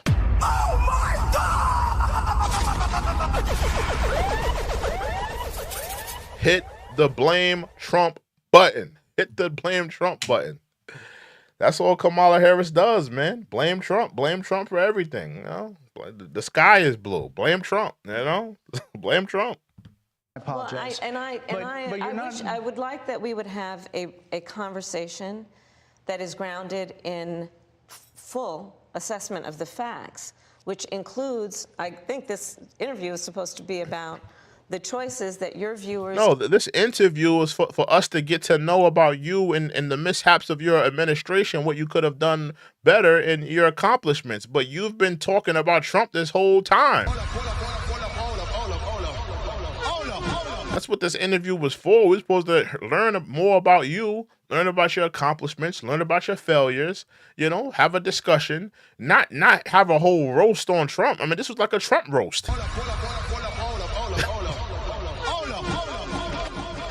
Like a damn Trump roast.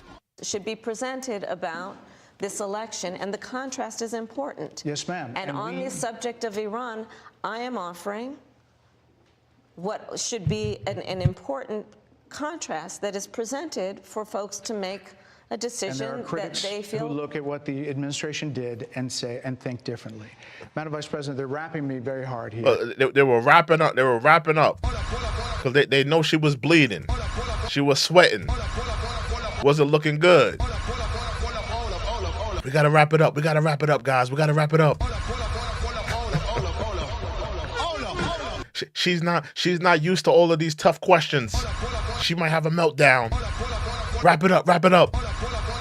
She's not used to being put on the hot seat.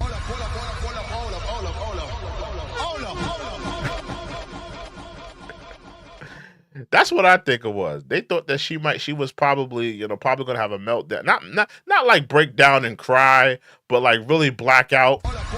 Like black out and yell, black out and like really turn up in the interview. Possibly even walk out.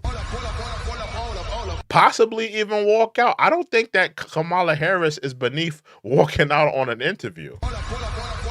I think you could drag it out of her. I think if this interview would have been a little longer and he would have pressed her on a lot more and kind of cut her off on a few more questions, she possibly would have walked out. I don't think it's beneath her. I don't think it's beneath her walking out. I don't think it's beneath her. Let's continue, though. I hope you got to say what you wanted to say about Donald Trump. There are a lot of things. Oh man, she damn sure said enough about Trump. That's all she damn talked about. Trump this and Trump that. If it's one thing she talked about, she didn't get to the economy. She didn't get to how she was going to fix things. She didn't get to the immigration, but she damn sure talked about Trump. There are a lot of things that people want to learn about you and your policies, and that's why I invite everyone to go to KamalaHarris.com. I need everybody to go to KamalaHarris.com.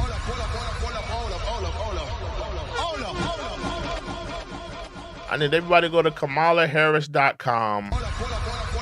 Look at her policies. Look at her plan. Look at the things she wants to do. I'm telling people to do that too. Go to KamalaHarris.com. Check it out. I'm pretty sure she got a couple pictures on the website. Got pictures of her in different pantsuits. She's like in a pantsuit, and she's like this.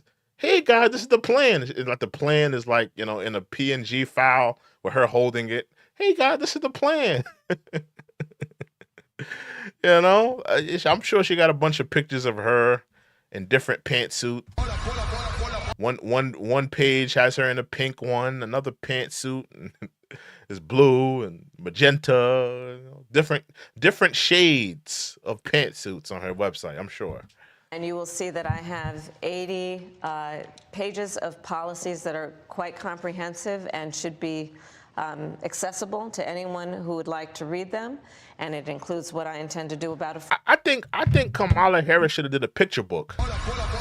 Instead of because I don't think a lot of her supporters want to read her policies and agendas.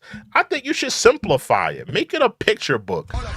Make the agendas a picture book. Tell people you're gonna be tough on immigration. Maybe you do a picture of a cop, grabbing up an immigrant at the border.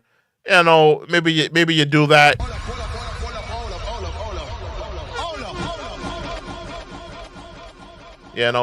Maybe tell people you are for abortion. Maybe you have a picture of a cartoon picture of a woman at an abortion clinic. She should simplify it instead of writing it out. I don't think her supporters want to read, 80 pages of her agenda and policy. Make it a picture book. Simplify it, Kamala. Yeah, simplify it, man. Simplify it, man. Let people read about a picture book of Kamala. Come on. Affordable housing, what I intend to do about small businesses, what I do. And that's why we invited you here, to see where you were in 2019 and where you are now. America's military and ensure we have the most lethal and best fighting force in the world. Madam Vice President, they're giving me a hard rap here. I think they was wrapping her up because they know she wasn't looking good in this. Had to wrap it up. Thank you for the time. I thank you for the time. It's good to meet you. Thank you very much. Thank you. Hey, Sean Hannity. And that was the interview, Kamala Harris. I'm gonna be honest with you, man. She did a bad job. Kamala, you did a bad job.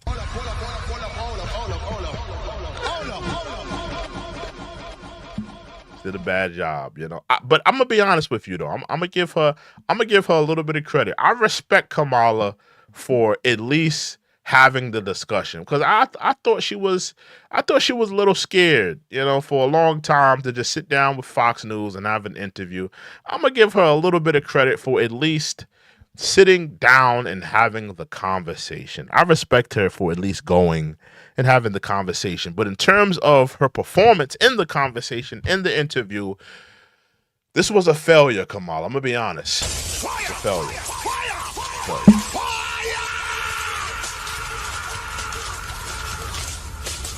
Failure, man. It's a failure. You did a bad job. Did a bad job. You did a bad job. I don't think anybody that's going to watch this interview is going to come away with you being the best choice for America. I don't think anybody comes away from this interview and say, you know what, Kamala, I'm going to vote for you. You're the right one. You're the one for us. I don't see it. I don't see it. I really don't see it. But let me know let me look at the poll one more time. Sinclair says like, subscribe, turn on the notification. That's a fact. That's a fact. Hit that like button, hit that subscribe button. That's a fact. Oh my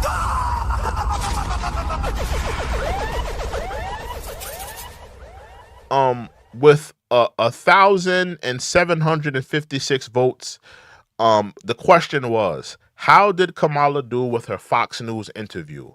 With 66%, people say she was terrible. 21% says she was good. And 13% say blame Trump. Interesting. Yeah, like I just gave you guys my thoughts. I think she did a terrible job. Nobody comes away in this interview. Nobody's gonna come away out of this interview and say, Kamala's the right choice or Kamala's the right fit for the country. Yeah, I think she did a bad job. She wasn't allowing the interviewee to fully articulate his questions for her to answer them. She was cutting him off, didn't allow him to answer, didn't allow him to rebuttal anything. She kept it was very she was very disruptive in the interview.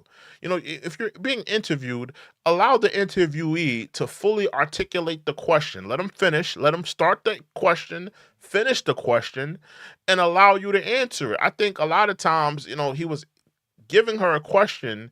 He was trying to fully articulate it. She tried to cut him off, and he was like, "Yo, but I'm not done giving you the question and fully flushing it out." And she was like, just kind of cutting him off and and then, when he was hitting her with cold hard facts on the things she was saying, she didn't have a rebuttal for it. She didn't have an answer for it. Like the first question, he grilled her on immigration. He grilled on immigration. And she tries to retort that, saying, well, my first day in office, we worked on an immigration bill. And he was like, yo, well, wait a minute. That immigration bill was just going to make immigrants, halfway citizens. So you didn't really fix immigration. You just put a Band-Aid over it and actually fix the issue. She didn't want him to get that out. She didn't want him to get that out.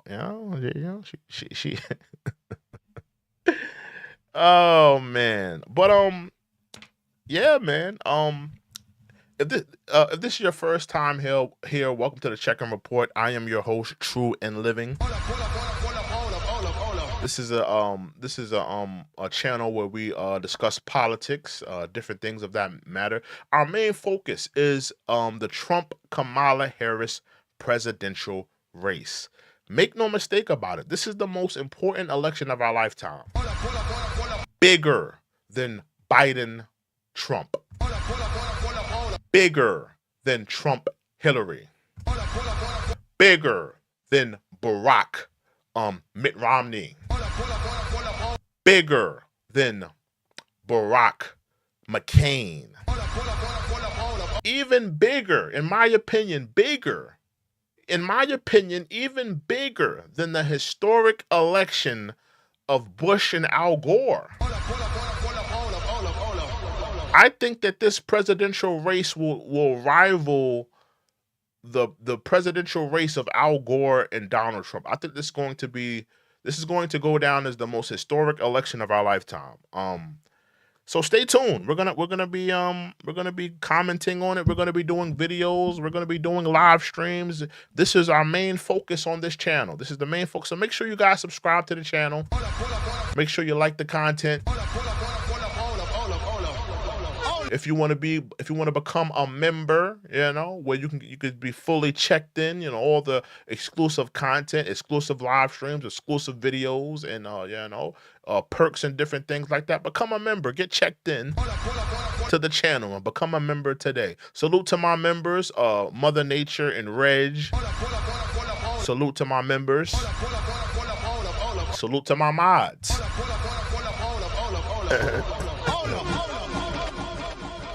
Yeah, man. But with that being said, guys, we're gonna call it a night.